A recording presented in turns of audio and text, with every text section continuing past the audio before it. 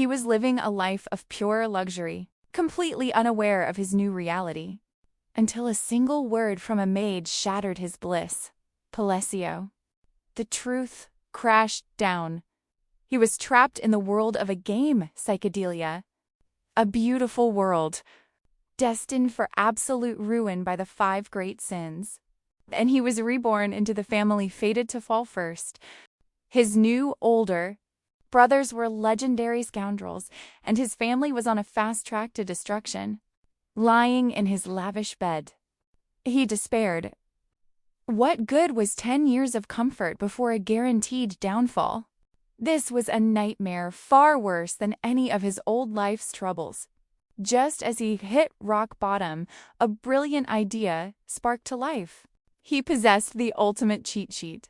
Knowledge of the future, he could rewrite their destiny. To prevent the coming apocalypse, Alan resolved to reform the 5 great sins for the sake of his own peaceful future. And at this moment, they were merely children. 2 months later, his plan was in motion. He'd rescued a group of orphans. The mission was a success thanks to his newly hired knight, Evan. Evan now reports that a young girl named Otia is managing the new orphanage. Our hero gave a silent nod of approval. He knew he'd made the right call. Evan was incredibly capable. However, Alan's stoic expression left the knight completely puzzled by the silent praise.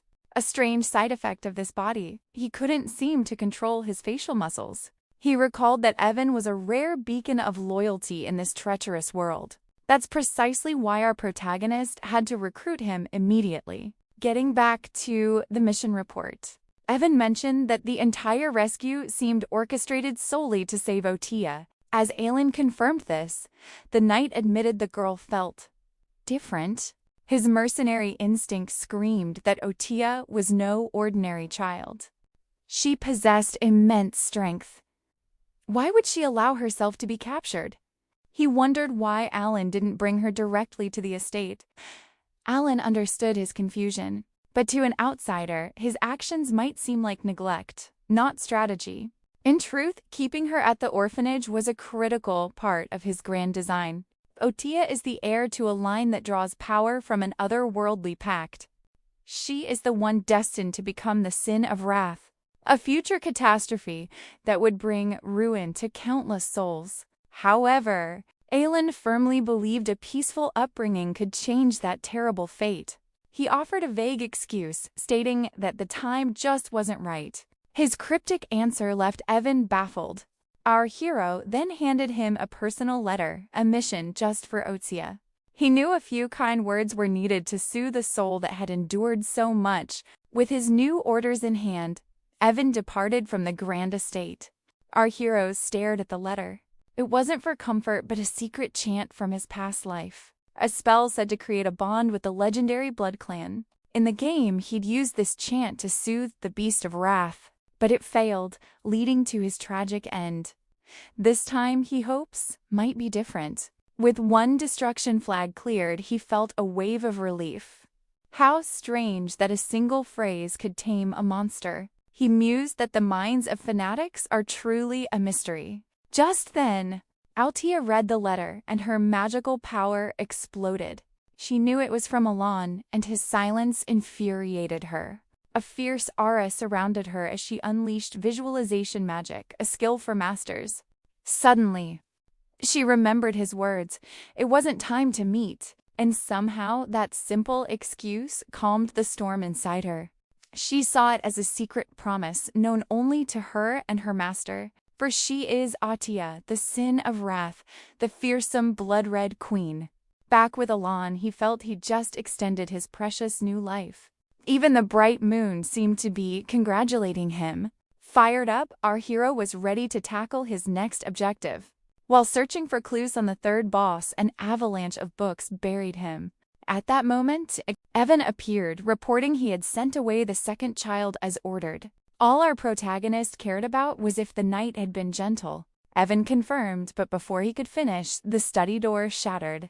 The intruder was his second brother, Tonio Patio. He sneered, mocking Alon for reading when he couldn't even understand the words. Alon stayed silent, wondering how the original owner of this body ever survived.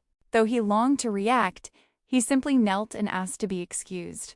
Tonio smirked, enjoying this display of submission, but in that instant a dagger whistled right past his head.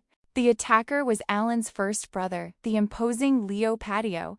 The two brothers locked eyes, their killing intent filling the air. In the original story, the Palacio family were just minor villains, and yet their power was absolutely overwhelming. Alan decided to stay far away from their battle for succession. One was an underworld tycoon, the other a massive cartel leader. As the two titans began to clash, Alan and Evan slipped away unnoticed. He was determined to enjoy a peaceful life as a useless, illegitimate son. Back in his room, Evan reported that the second child was also far from ordinary. Seeing his master's carefree expression, Evan was deeply puzzled. How could this man uncover secret markets and rescue children? To the loyal knight, his master seemed like someone who couldn't possibly survive on his own. He couldn't help but question Alan's choice to send another child to that same orphanage. Our hero knew these children weren't just special. They held world-ending potential. Discovered in the grim slave markets of the Kalian kingdom, this child was Diaz Melon, the second boss of psychedelia. After a life of torment sold from one cruel master to the next, he would become the sin of sloth and bring entire kingdoms to their knees. His chilling cruelty in the game had terrified countless players. But in truth, the sin of sloth was a diligent soul who repaid every action in kind. This is why our hero gave Evan one simple order: show him kindness. Alan gave the same cryptic excuse as before, claiming the time was not yet right. But the tremble in his hand betrayed his calm facade. Evan saw right through it, guessing the letter to Udnia was about this new child. Our protagonist confirmed it, adding he'd included personal stories to forge a bond. He also made a special request for her to watch over the boy. At the orphanage, Dios remained distant, lost in his own world. That night, Utia approached him, sensing the deep fractures in his spirit. She spoke of the mark that scarred him, left by the shadow of the black goat. Instead of pity, she celebrated his fate, for he was chosen by the great moon. As one of the chosen, she told him to embrace his gift and claim what was his. Her words were a promise: follow that person with loyalty and your revenge is assured. Moved by her words, an immense power surged from deep within Dios. Holding Alan's letter in the moonlight, Utia decided to pin her reply. The next day, while our heroes searched for the third boss, Evan burst in with terrible news. Alan's second brother, Tonio, was gone. This was far too early. Later, our hero attended the funeral, shocked to find his father there with women on his arms. The whole affair was a disgrace, filled with distractions and disrespect. More importantly, the official story of an accidental fall felt completely wrong. He worried the timeline was changing because in the game, the first brother only took out the second after a long, drawn-out power struggle. Now, Leo was simply enjoying this unexpected gift from fate. While Alan suspected Leo's involvement, he had to focus on the 5 great sins. A full year passed in the blink of an eye. The succession battle was over. Leo controlled the family's dark dealings, and an eerie peace settled in. All the while, Alan and Utia grew closer through their letters. He knew this growing bond was a crucial piece of his grand plan. Atia wrote of her friends: Yuna, the master of hide-and-seek; Radon, who loved war games; and Dios, who was fascinated by puppet theater. Reading this, Alan couldn't help but smile at how endearing those kids were. He also noticed in her letters that the list of sponsors had grown once more. Why would such a tiny orphanage attract so much powerful support? Evan didn't think much of it until he remembered his master's other search. With help from the Information Guild, he had finally found a clue. A feeling of success washed over him. He believed he held a clue to the third child, savoring the peaceful night. But that peace was a facade. In the darkness, at a place called Mago, a grim scene unfolded. One man boasted about their strength, how their group had swelled to hundreds. Suddenly, their bodies were no longer their own. They moved like marionettes on unseen strings. In an instant, a horrifying silence fell as a cloaked figure entered the scene. It was Dios, accompanied by Otia. She praised his puppet theater, noting their sponsorship list. The roster of those they'd erased was growing. Dios questioned if their actions had meaning, but she simply asked if he felt pity. He didn't.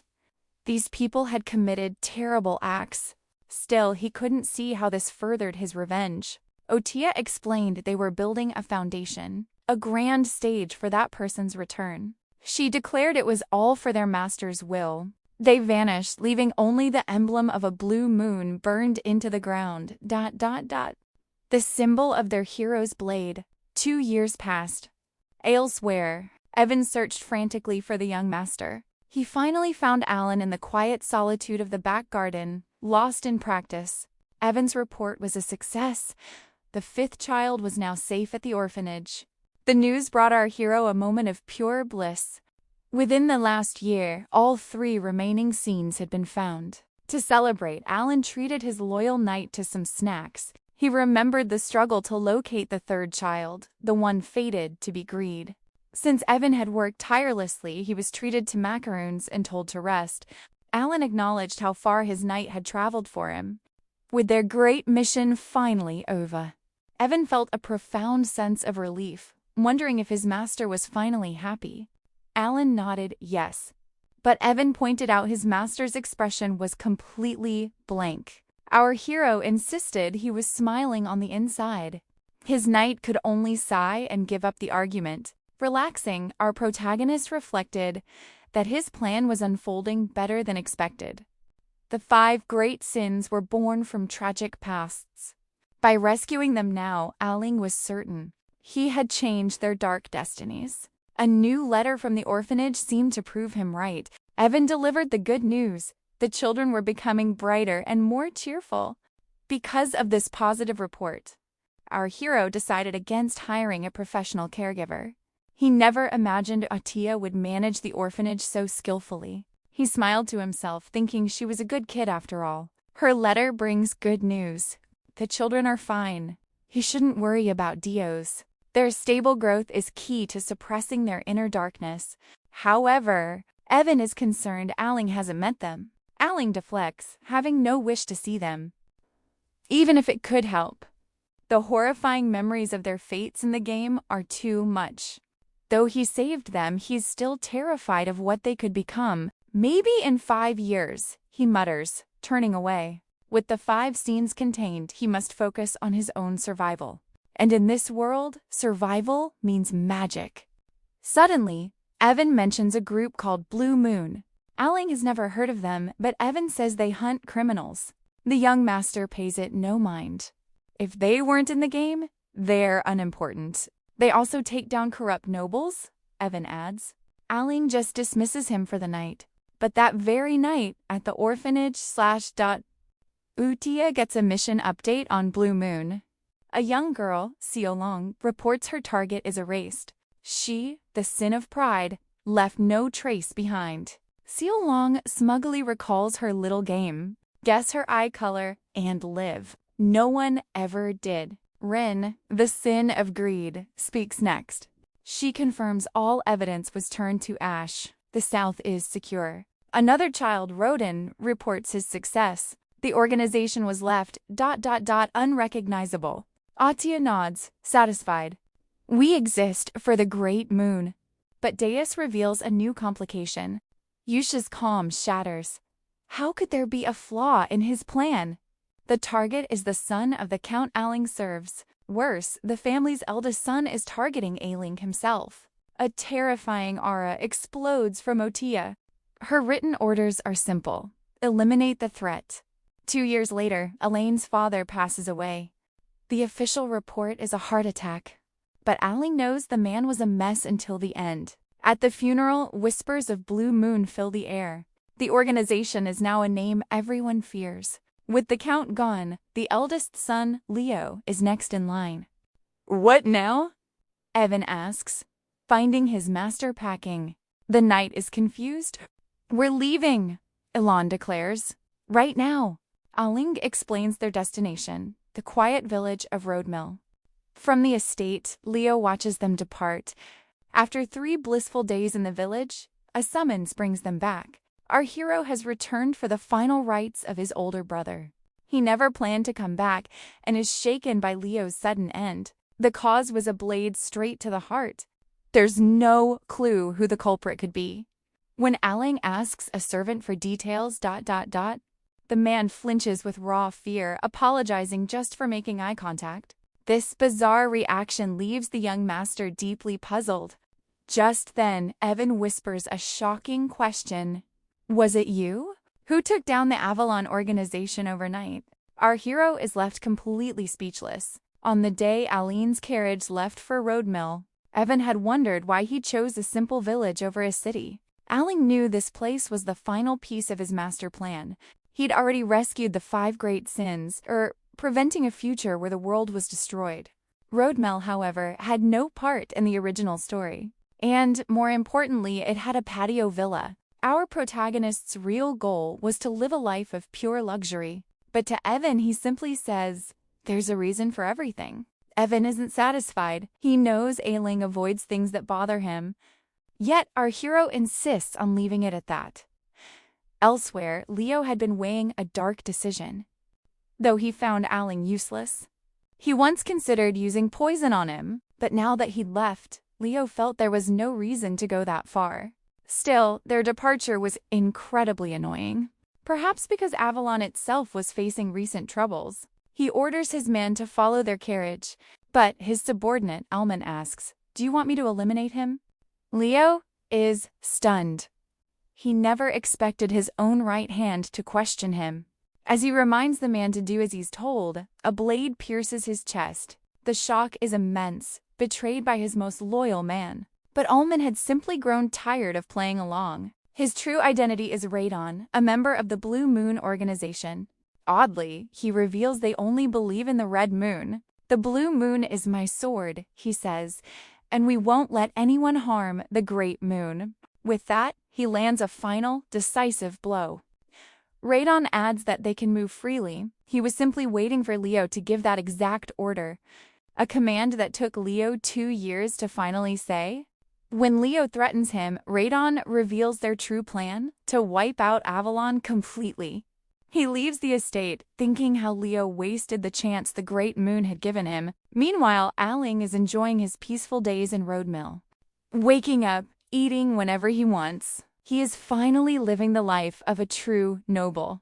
But his peace is shattered by the arrival of a single telegram. Our hero freezes when he learns of Leo's passing. That's how he returns to the estate, where all the servants now watch him with strange expressions. The shocking reason: they believe he is the mastermind who single-handedly destroyed Avalon. Aling has been dragged into a wildly unpredictable and dangerous situation. Tears stream down his face. How could he possibly be the mastermind? Evan laid out the chilling facts. Our hero had the most to gain. With Leo gone, Alan was the perfect heir, complete with a flawless alibi. And now that Avalon had vanished, no one remained to challenge him. The picture was clear. He was the villain with a swordmaster under his command. Our hero's mind reeled. How could a massive organization be wiped out so quickly?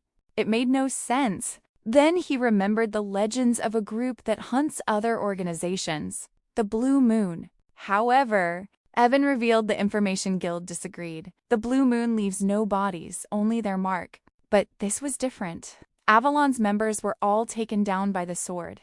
A shiver went down our young master's spine. It was all starting to make sense. He knew that in the original story. The Blue Moon never appeared. Such a powerful group couldn't be the real culprits. But if not them, then who could it be? In a quiet orphanage, Renee reported to Atia that their work left no traces behind. Another confirmed the same. Just then, Dios and Radon entered, confirming the remaining forces numbered 486. Just as their master commanded, they handled every last one. Atia was pleased. In just 5 days, Avalon, the titan of the Asteria kingdom, had been completely erased. Rodon added that the cleanup operation was still underway. He'd discovered that many nobles were tied to Avalon, even the Alsha Duchy. With that, her loyal followers prepared to handle the rest quietly. Outsia then asked about the Information Guild. Ryan confirmed they didn't suspect the Blue Moon. Deuce added that all the other guilds agreed, blaming it on the mysterious Swordmaster. Utia simply ordered them to maintain surveillance. And do not, she added, bother that person with this matter. But Diaz protested. This time, his own family tried to harm him. Atia cut him off. That was not an order. We are his sword, she declared. We do not think for ourselves. As she explained, the Blue Moon only moves on command, but she reminded them sternly that person knows everything. Therefore, she warned them not to be a disappointment. Dees was baffled. Why would someone as powerful as Utia be nervous about being discovered? Still, everyone understood. All of this was for the Great Moon. At the estate, Alan was overwhelmed after the ceremonies. All he ever wanted was a peaceful life. Because of Leo's passing, he was now facing a storm of new duties. Leo was supposed to be around for another 6 years. But now, all the family responsibilities had fallen squarely on his shoulders. A moment later, a line of employees marched in, carrying stacks of books and scrolls. Our protagonist was baffled. Why was everyone suddenly working so hard? He vividly remembered how lazy they all were when the Count was around. After the vassals placed the documents on his desk, they froze, noticing his cold expression. They wondered if he was angry. Fearing for their safety, they work with frantic energy. Alan knows the terrifying rumors are the cause. He just wants them to act normally. Later, he pours his focus into combat training, but Evan is in awe. How did he reach second year level in only 2 years of study?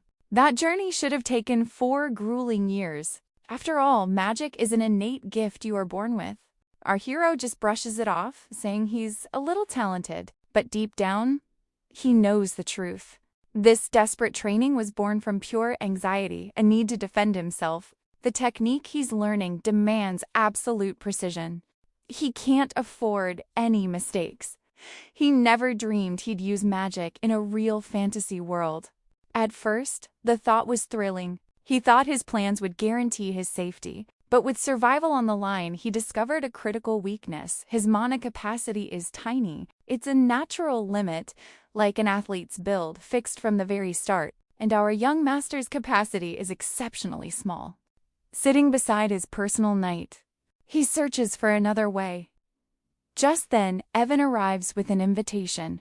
A sudden invitation to a dance party? Our hero is completely bewildered. Soon, dressed in their finest, they arrive at the grand ball. Alan already feels exhausted. This is a regular networking event for nobles of the southern Asteria kingdom.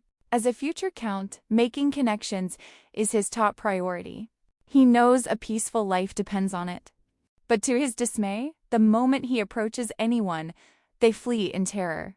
Evan barely holds back a smile. He tries to console him, but Alan saw this coming. He simply signals for Evan to wait. As he walks off, he knew he'd be seen as lacking dignity. Unlike in his great-grandfather's glorious time, House Palladio is now the black sheep of the East. However, our hero came with a plan. It was time to deploy his secretly practiced social skills. He takes a glass of wine, noting its unique aroma. A young lady nearby glances over. He praises the vintage further. He thinks he's offering a gentle smile, but his expression is utterly terrifying. The lady instantly runs to her father. She's trying to get the wine for him. This was not his plan at all. Whispers erupt around them. Did he just threaten a noble lady for a limited edition wine?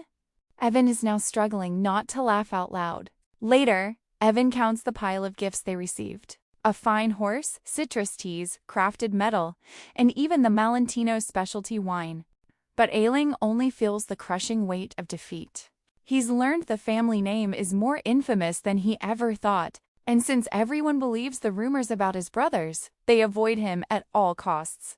Frustrated with everything, he steps outside to catch his breath. Intriguingly, a certain red-haired lady's gaze was fixed on him. Our hero stood on the balcony, lost in a sea of thoughts. Suddenly, a voice cut through the silence, asking for a moment of his time. He turned, wondering who would approach him. A young woman stepped forward. Loria, from the infamous ducal house Alsha. a name he knew all too well. He remembered them clearly. One of the three great villainous houses, the notorious Black Sheep of the North. What's more, he knew that anyone seeking him out was far from ordinary. But Loria ... he couldn't place her. She was never in the game. With no time to waste, she made a desperate plea. She needed his protection, claiming her life was in danger. Loria explained she was the favored child of a mistress, once shielded by her father's affection. But now, with her father, the Duke of Alsha, gravely ill, her sisters were planning to remove her, permanently. And then, it all clicked. In the story he knew, she was already gone by the start. She begged for his help, but his answer was a firm no. Desperate, she offered an incredible prize, half of House Elsha. Yet Aelin remained unmoved. He pitied her painful situation, but couldn't risk getting involved. Just surviving on his own was a daily struggle. Besides, the rumors of his great power were just that ... rumors. He couldn't save her, but seeing the utter despair in her eyes, he felt his resolve crumble. And so, he offered a small comfort, a hint of a brighter future, before returning to the hall. But they weren't alone. From the shadows, Das and Ryan watched everything unfold. So a daughter of Alcea had approached the Great Moon. Dios suggested informing the Red Moon that their person of interest was involved. Renee, however, saw no need for that. Their intel was clear. Loria had no ties to Avalon. She wasn't Redden's target. Dew smiled. This was good news. The other Alshis would be dealt with in due time. Ryan brought him back to focus. Their mission was to manage information. He could not find out about the Avalon incident. Meanwhile, back in the ballroom, Alon felt an invisible wall around him, keeping the other nobles at a distance. Just then, the red-haired woman approached with a greeting. This was it. A chance to finally connect with the aristocracy. He returned the greeting, but her mysterious aura was almost ... frustrating. Wait ... he recognized her from the game. Her forwardness confirmed his theory. Anyone who approached him first was anything but normal. Still, he greeted Lady Zenonia with perfect courtesy. His knowledge of her name clearly took her by surprise. Our hero simply nodded. After all, her reputation preceded her. The kingdom of Asteria had three great villainous families. House Alsha in the north, House Palatio in the east ... and the cunning House Zenonia in the west. And this was Kalia, the eldest daughter of Count Zenonia himself. House Zenonia operated less like nobles and more like a sophisticated syndicate. He reminded himself that he desperately needed noble allies to survive. So, pushing his doubts aside, our hero offered a graceful compliment on her beauty. With thanks, she wishes they could speak longer. He wants to as well, but too many eyes are watching. Besides, a part of him just wants to leave. Kalia observes his chilly demeanor. The rumors were true after all. She says her farewell, hoping their paths cross again soon. But her sudden departure leaves him completely puzzled. Elsewhere, Ryan confirms that all information about Avalon is perfectly secure. However, Deuce believes a new threat has just appeared. He points to a shadowy figure whose gaze is locked on their young master. For now, they will only observe. But if necessary, they will handle it. On another day, Evan stares at a canyon leaking a sinister energy, with Aelin beside him. Evan is baffled by how dark it is inside, even under the bright sun. Aling, however, looks pleased. They've finally arrived. As they step into the darkness, Evan hopes it's not another false lead. But his master reassures him with a confident smile. This is the real one. The protagonist thinks to himself, this was much easier to find in the game. He came all this way for one reason, the Southern Labyrinth. The Labyrinth of Whispers. Solve the riddles of 8 chambers to claim a legendary prize. Even now, he remembers the entire guide. They stand before a massive door, the entrance. He's visited this place countless times on a screen, but seeing it in person is a different story. Evan remarks on the incredible detail as if someone carved it by hand. However, He's more curious how his master knew of this place. I used to come here often, Ailing says, stunning Evan into silence. A sly grin appears on our hero's face. Just kidding. Inside, two giant hands are crushing, flying, dragon-like creatures. That's their fate, too, if they fail to solve the riddle correctly. But Elaine's total calm leaves Evan speechless. After 4 years together, his master is still an incomplete enigma. All their missions so far have been completely unrelated. How does a boy who never left home know the secrets of the world? In the meantime, Ailing has already solved the riddle. But one final touch is needed to open the door. As the door groans open, Evan reflects that even after everything, following his young master has always led to incredible outcomes. He's burning with curiosity to see what lies ahead. Meanwhile, Ailing is just trying to fix the crick in his neck from staring up at the door. As the path opens, they find themselves standing before a sea of treasure. But the protagonist only orders him to take the black ring before they head home. Evan thinks the ring looks completely worthless, but his young master warns that taking anything else would invite only trouble. Wearing the ring, Alan obtains a new power, the constraint. But as they turn to leave, they discover the canyon's rock piles were actually ancient golems in disguise. Even now, Evan's only thought is finding an escape route for his master. But to his shock, Ailing steps forward, ready to face them all. Evan warns that they need to escape. He shouts that second-tier magic is useless. But our hero has a secret weapon. He unleashes his new black ring. Waves of power surge toward the golems. An ancient voice recites a mysterious spell. Alan recalls this exact moment from the game. He realizes that voice is the labyrinth's reward.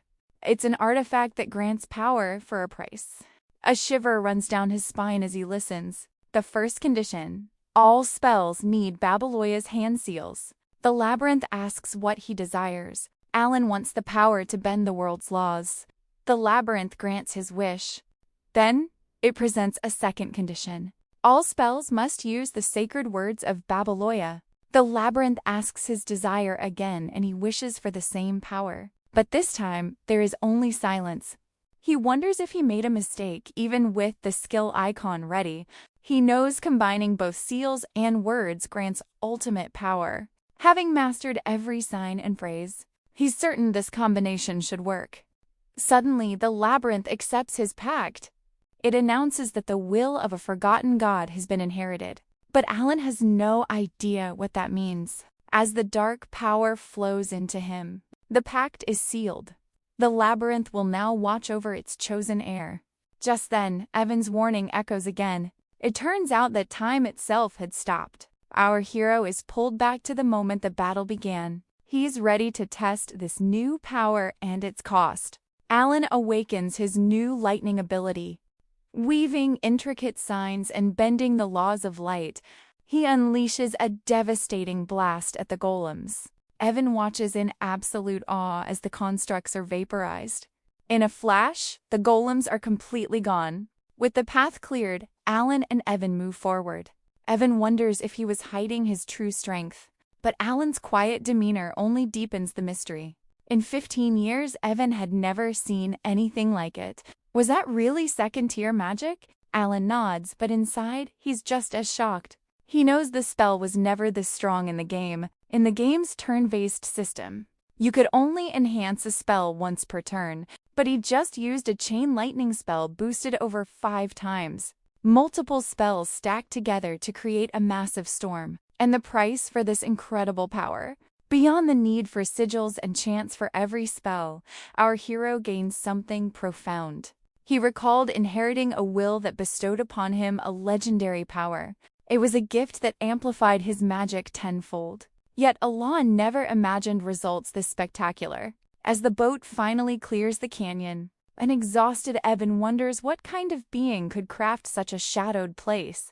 But our hero was lost in a world of his own. He remembered the Whispering Labyrinth had another, more famous name among gamers. This realm was known as the Labyrinth of Palalion. So Alon mentions to Evan that someone named Paleon built this place, but his friend is too drained to grasp it. As they journey east, Alon contemplates their quests so far. It has already been 3 weeks since they set out. Plus, our protagonist has a list of duties waiting for him back home. Evan is genuinely surprised, finding him far more dedicated than he appeared. With their course set for home, our hero reflects on the unique magic of this world. Choosing the right sigil boosts a spell's elemental effect, and the perfect incantation refines its very nature. But the outcome here was different. In the game, only the damage numbers would increase, leaving the visuals unchanged. But in this reality, each sigil enchant visibly transformed the spell itself. Even for a simple magic technique, the changes were immense. Alon wonders if his mana control is just that special to perceive it all. He vows to test this theory as soon as his energy recovers. Deeply satisfied, Evan and Alon find their horses to begin the long ride home. But they are completely unaware of the eyes watching them from the shadows. She returns to the canyon's entrance, her whispered spells causing ancient markings to glow. Words of light appear, telling of a swordmaster named Paleon who made his stand for a friend left behind. Renee knew the story of the man who repelled the Dark Invasion and vanquished Alicalica, the one who stole the very spirit of his people. This was the Radiant Emperor, the great Paleon himself. Ryan knew this history, for she was born with a grand mission inside the ancient library, and she had clearly overheard Alon named Paleon as the creator of this place. Ryan notes how different this boy is from the version of him preserved in the historical records, a sign that something extraordinary is afoot. After all, the Great Moon itself had once called Paleon a cherished friend. Yet the incantation our hero used exists nowhere in the library's vast archives. His true identity was a complete and utter mystery. Stepping from the canyon, she smiled, knowing the Red Moon's words were true. A flicker of shame crosses her face for simply following orders when Deos appears. But his arrival brought unexpected news. Deos failed his mission. The person he was tracking had already vanished. Ryan decides this development must be reported immediately. That night, at the Zenonia estate, Kalia realized that rumors about Alon were absolutely true. She remembered his gaze, so cold and distant, and how he'd called her famous. She had to agree. The name Count Zenonia carried great power and prestige. Still, it was strange, considering she almost never appeared in social circles. She looked to her father for his thoughts, but he remained perfectly silent. With a simple snap, his body was no longer his own. She smirked, knowing no one would suspect her. The Count was just a puppet. Her mind flashed back. Alon had spotted her agent in the shadows. Just then, a frantic summons arrived. Inside her room, she found her spy, lifeless. The report was clear. No secrets were revealed. The loyalty seal held strong. Kalia let out a wry smile. She never expected to be outplayed like this. From the moment they met, she'd been caught in his web. Meanwhile, our hero was completely unaware, deep within the Alsha Duchy. Loria felt a wave of hopelessness. Alon, the underworld's shadow noble, had the same chilling eyes as her father. He was an adversary you could never afford to make. Yet, he was her final chance. She knew he couldn't accept a deal where he lost so much, but her scheming siblings had left her with absolutely nothing. Until now, she had only endured thanks to her father's kindness. The moment she returned to the mansion, a maid delivered grim news. Lady Phelan and Lord King had chosen to end their own paths. Loria was shaken. How could those who betray family turn on themselves? When she dared to ask about her other siblings, Tamerlane and Marianne, another terrible discovery was made. The two had fallen together in a locked room. Utter chaos consumed the estate as confusion turned to terror. Amid the turmoil, Radon slipped away unnoticed, the true cause of the tragedy. As servants ran into panic, Loria remembered our hero's words. Luck is coming your way. Suddenly, she saw him in a new light, a hidden power, waiting for the perfect moment to claim the Count's throne from the shadows. A shiver of fear ran down her spine as his true meaning became clear. In the wake of this incident, Loria became the sole heir of Alcia. She trembled, regretting her deal with the man she now saw as a monster. But it was too late. She could never go against him now. She had seen what happened to his enemies. She could only move forward. 2 months later, a delivery from Duke Alcia arrived for Elon. It was Cernak's wine, a legendary vintage worth a fortune per bottle. Tucked inside was a note. The gift was from Loria herself. He wondered what she could possibly want from him now. A flicker of guilt touched him for not helping her before. The messenger explained. The gift was personally prepared and ordered for hand delivery. Alon froze. Loria was now the official Duchess of Alcia. In her new office, Loria finally took a break after 2 months of relentless work. After her father's passing from illness, she formally rose to her new station. The sudden departure of her siblings raised questions, but she expertly deflected all suspicion. All this chaos erupted right after the royal ball, an event where she learned her siblings had already dismantled her secret faction. Back then, having lost everything, she had fallen into true despair. She now sees the truth. Alan was the mastermind, pulling strings from the shadows.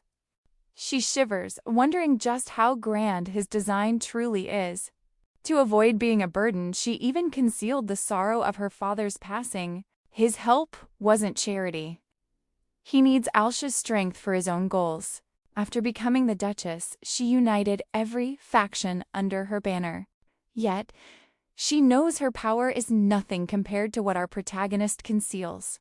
He must want something more from her, something even the underworld tycoon patio can't offer. It could only be one thing, the legendary renown of the Alsha name. Therefore, she pours her soul into her duties, hoping her mysterious benefactor will be pleased with her progress. Back in Alani's office, the Alsha representative finally departs. Our boy is in disbelief, unable to grasp her sudden rise to power. A strange feeling washes over him. Something is not quite right. 5 years have now passed since he arrived in this fantasy world. Evan approaches, calling him young master, before correcting himself to count. While not yet official, he has been permitted to use the title since the new year. A shadow crosses his heart. Becoming a count was never part of his plan. But he decides that once he adjusts, he can enjoy a noble's life. At that moment, a letter arrives from Atia. Despite the years, they have no leads on the assassin who took Leo from them. Evan wonders if this is about retribution. But our hero sees a shifting timeline and reveals he simply wants to be ready for fate's cruel turns. Evan smirks, teasing him for finally acting like a lord as Aling begins to read. Atia reports that all is well, with everyone happily lost in their own pursuits. The report mentions Steos has become a professional at puppet plays. Sialong finds joy in playing games with newfound friends. Ryan is absorbed in her research, and Raiden has started a garden just for Ailing. These monthly letters from the orphanage have become a warm, familiar light. He's glad to watch them grow from afar, sponsoring children he's never even seen. When he asks about their ages, Evan replies they are ready to step into society. Our boy feels a pang of disappointment at how fast they've grown. But he accepts it and decides to set them free. Evan is confused, assuming the children were saved for a specific mission. But our protagonist wants them to choose their own destinies. He believes that since he saved them from their dark awakening, they will flourish on their own. In the game, each one's unique potential was revealed in their story. Atia had a talent for faith, Dios for the sword, and Rai for research, while Seo Lang excelled at combat and Radon at leadership. He knows they will have brilliant futures. As he prepares his reply, he decides to give each of them a special gift. He spends the entire day writing the letters, which Evan then carries away for delivery. Ailing hopes these 5 children will take his message and step boldly into the world. Later at the orphanage, 5 personal letters are delivered to 5 special souls. Some react with pure excitement, while others turn incredibly serious. All 5 have come of age, and each receives a letter that will change their life. These weren't just simple letters. Otia reveals a shocking truth. Everyone listens, captivated as she explains every word from their leader, was a hidden command. To the others, the notes seemed so casual, not like grand directives. But Otia saw the truth. He ordered them disguised from the very beginning. She points to the first letter. A harmless line about his brother being used as a chair was actually a secret directive to remove a target. She was even instructed to report back on the mission. The order to care for an orphanage was the true founding of the Blue Moon organization. This is how deeply she has trusted his every word. A perfect way to avoid information leaks. Deuce notes. Altia agrees, stating this is how they must decipher all directives. However, Dees questions why he wouldn't just use a magic communicator. Rodin agrees, noting the risk of sending physical mail. Our only role is to obey, Utia reminds them coldly. With that settled, Xilang presents the new directives. Their new assignments were finally here. Deos is to become a knight in Caliban. Xialong is sent to a colony. Radon is dispatched to the Pleasure City, Rexus, and Re to the Labyrinth City. Audia herself will head to the Holy Kingdom of Auroria. Deos doesn't understand the command to be a knight, but their sponsorship from Aelin continues. Each letter also reveals the location of a special gift. Reminding them to never reveal their secret name, they all depart. 2 months pass while Alon focuses on his research. He tries to find the ones who took out his brother, Leo. But even the famed Information Guild has no leads. He reflects on how much his interference has changed the story's flow. Loria, who should have been gone, now thrives as a duchess, building her own shadowy power. A sudden chill makes Alon stop the investigation. In the original game, it was nearly impossible to hide from the Information Guild's network. A cold fear grips him. He realizes that meddling with fate could lead to his own downfall. Deciding it's too risky, he instructs Evan to drop the matter for good. Just then, Evan reports that Dios has been knighted in Caliban. 3 months later, another report arrives. Alan is floored. Deos has already formed his very own Knight Order. Evan adds that a new Master Knight is expected to appear within 10 years. A legendary title, the Sword of Caliban. Pride swelled in our hero's heart. 6 months passed, 1 full year since the Scenes walked their own path, and Alon, after his ceremony, finally became a count. Evan enters with astounding news. Dees was now a Master Knight, one of the 5 swords of Caliban. Alon froze. A Master Knight? He thought only true sword masters could earn that honor. In the world he knew, a sword master was a legend, one who had awakened the power of derivation. But, according to Evan, Dees hadn't reached that state just yet. The kingdom bestowed the title anyway. He had triumphed over the 4th sword, filling a void left in their ranks. Most knights take 15 years just to feel mana ... and decades to master derivation. But Dees reached this height in only a single year from a complete novice. Our hero smiled. Dees would surely surpass Reinhardt, the game's youngest prodigy, if he could just awaken that final power. He began to imagine all the amazing rewards, but sighed, figuring he'd probably get nothing at all. Evan just waved it off, noting Alon only sent letters to Otia. Still, those letters always held news of the other scenes. They were all watching over one another. Alon just wanted to thank you. A little disappointed, he shook his head to clear his thoughts.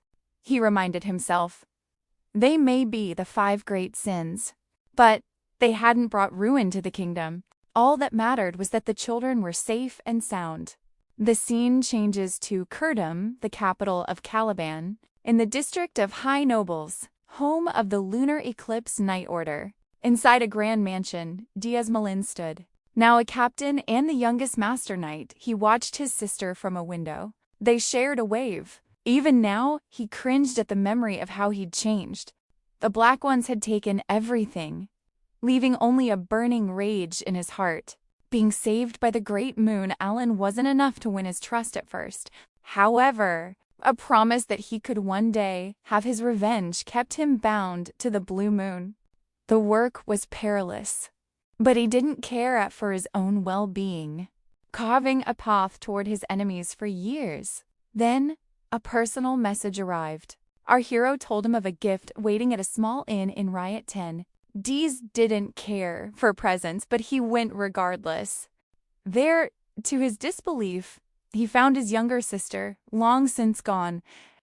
He thought he had nothing left, but Alon had given him back a treasure more precious than life. Dees looked at his sister, who he believed he'd never see again. Her name was Shilly. As they sat for tea, he finally asked what happened after they were separated. Shilly explained that they had taken her away.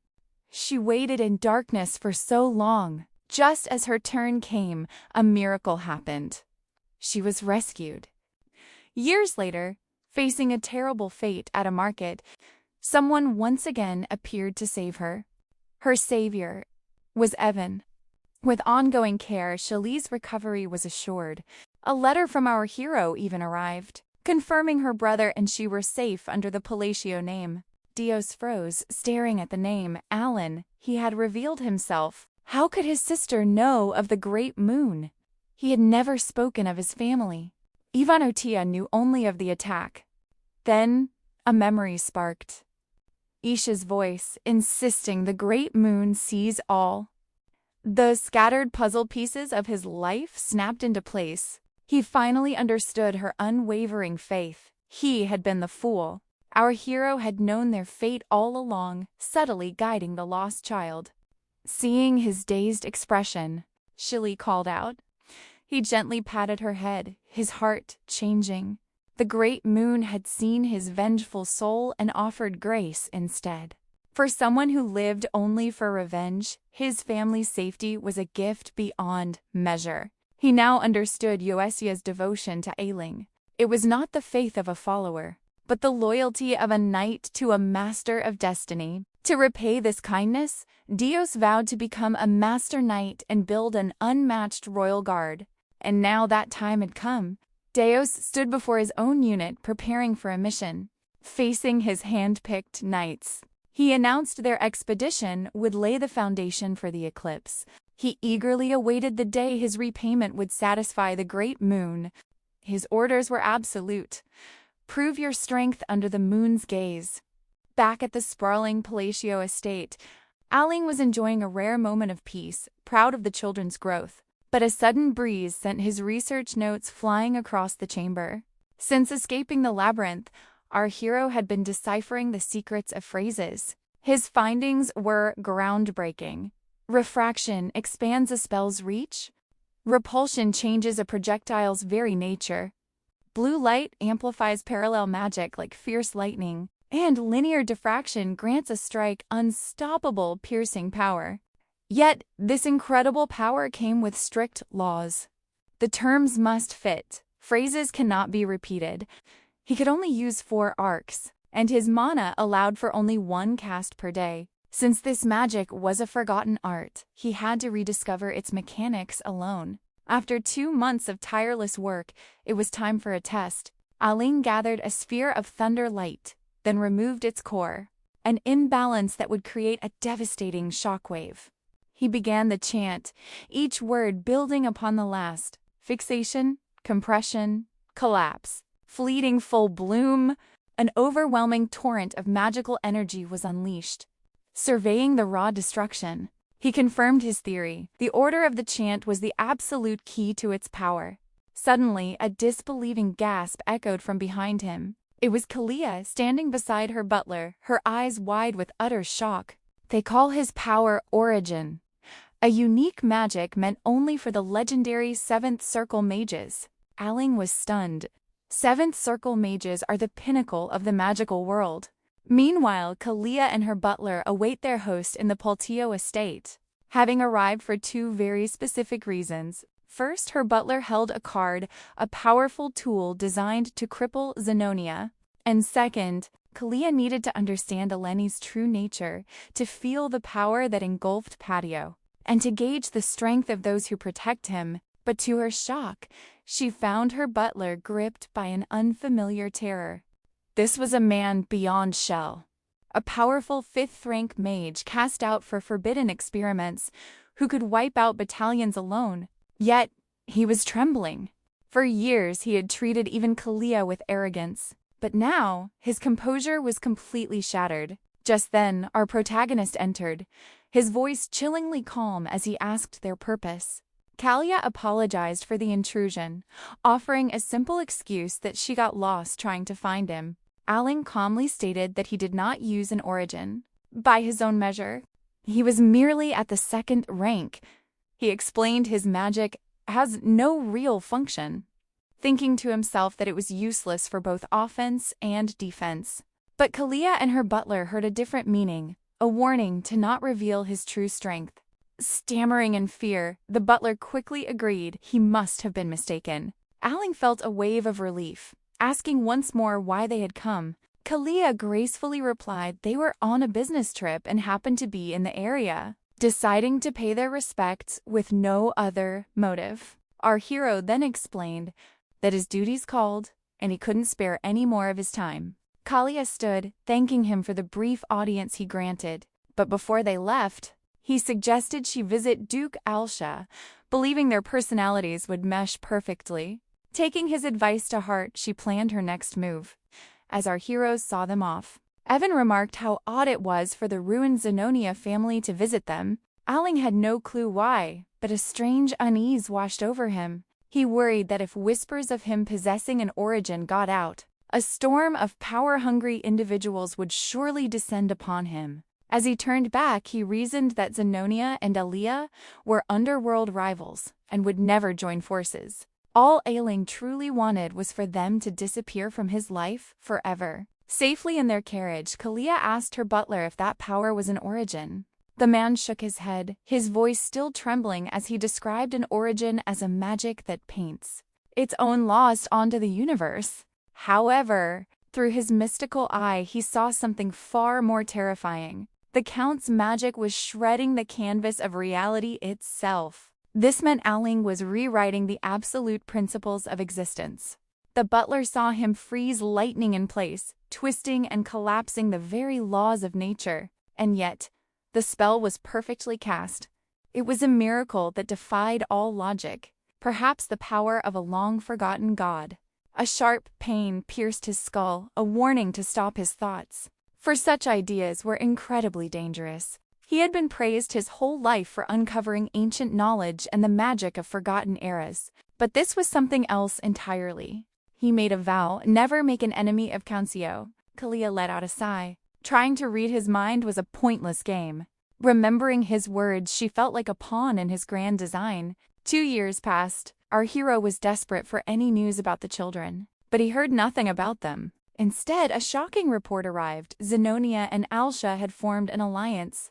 The 2 great pillars of the underworld united. The news was a crushing weight.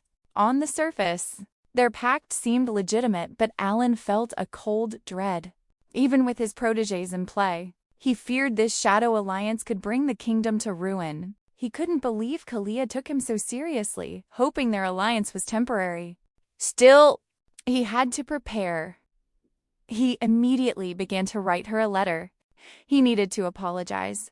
If his words had seemed cold or harsh, he sent Evan to deliver it. But another message arrived, with no word of Radon or Sealong. A terrible thought crossed his mind.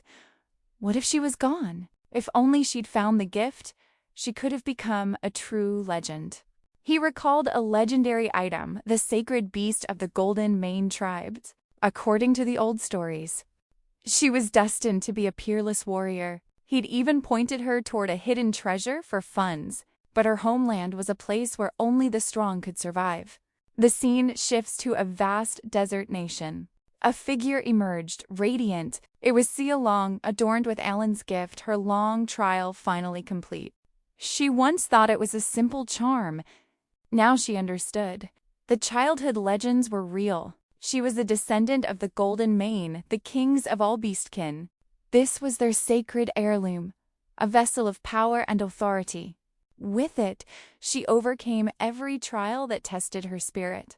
On the day she nearly faded away, the great moon granted her a new life and the power to avenge her parents against the Black Dragon. Now, her loyalty to Alon would be absolute. She understood his true intention. This gift was not for an ordinary life. She would become the strongest warrior, unite her people, and restore their glory. And one day she would vanquish the black dragon. Gazing at the moon, she made a promise to her savior. Her clan would rise again under the moon's light. After 500 years, the undisputed kings of the Beastkin were about to return. Back in Eleni's office, Evan delivered an astonishing update from the Information Guild. Because of her breathtaking feats, Xialong had earned a new title, the Golden Flash. He was relieved to hear she was doing well. Evan agreed. In the colonies, strength was everything. Unfortunately, there was still no word on Radon from Redsis. He had some leads, but nothing was confirmed. Our hero suddenly asked if Evan was free. Evan paused, then confirmed his schedule was clear. Aling then announced their next journey. They were heading to the Magic Tower, a trip that would take a full month. Evan flinched. This was the first he was hearing of it. It seems our protagonist had forgotten that tiny detail. Evan pointed out the Green Magic Tower was only a week away. But Alan wasn't going there. Their destination was the Blue Tower near the Labyrinth City. And so the preparations began. Aling, for his part, loathed carriage rides. However, a critical item for his small mana reserves was waiting there, making the trip essential. He knew Lania well from his past. The labyrinth there was the main leveling spot in Psychedelia. Deeper floors held better items, but though countless players tried, no one ever reached the end. This led to rumors that the dungeon was truly infinite. Because of this, priceless relics were constantly being discovered. This made certified magic appraisers incredibly powerful and wealthy. In Lania, a girl named Ryan was preparing for her exam. He wondered if his gift had been too modest. It was just a simple tool to help with equipment appraisal. He decided he would give her more support if needed. The scene shifts to the bustling labyrinth city of Lania, a lawless place overflowing with explorers and fortune seekers. Tucked away in a quiet corner was a shop called Mereta. Its unique services attracted nobles and even rank explorers.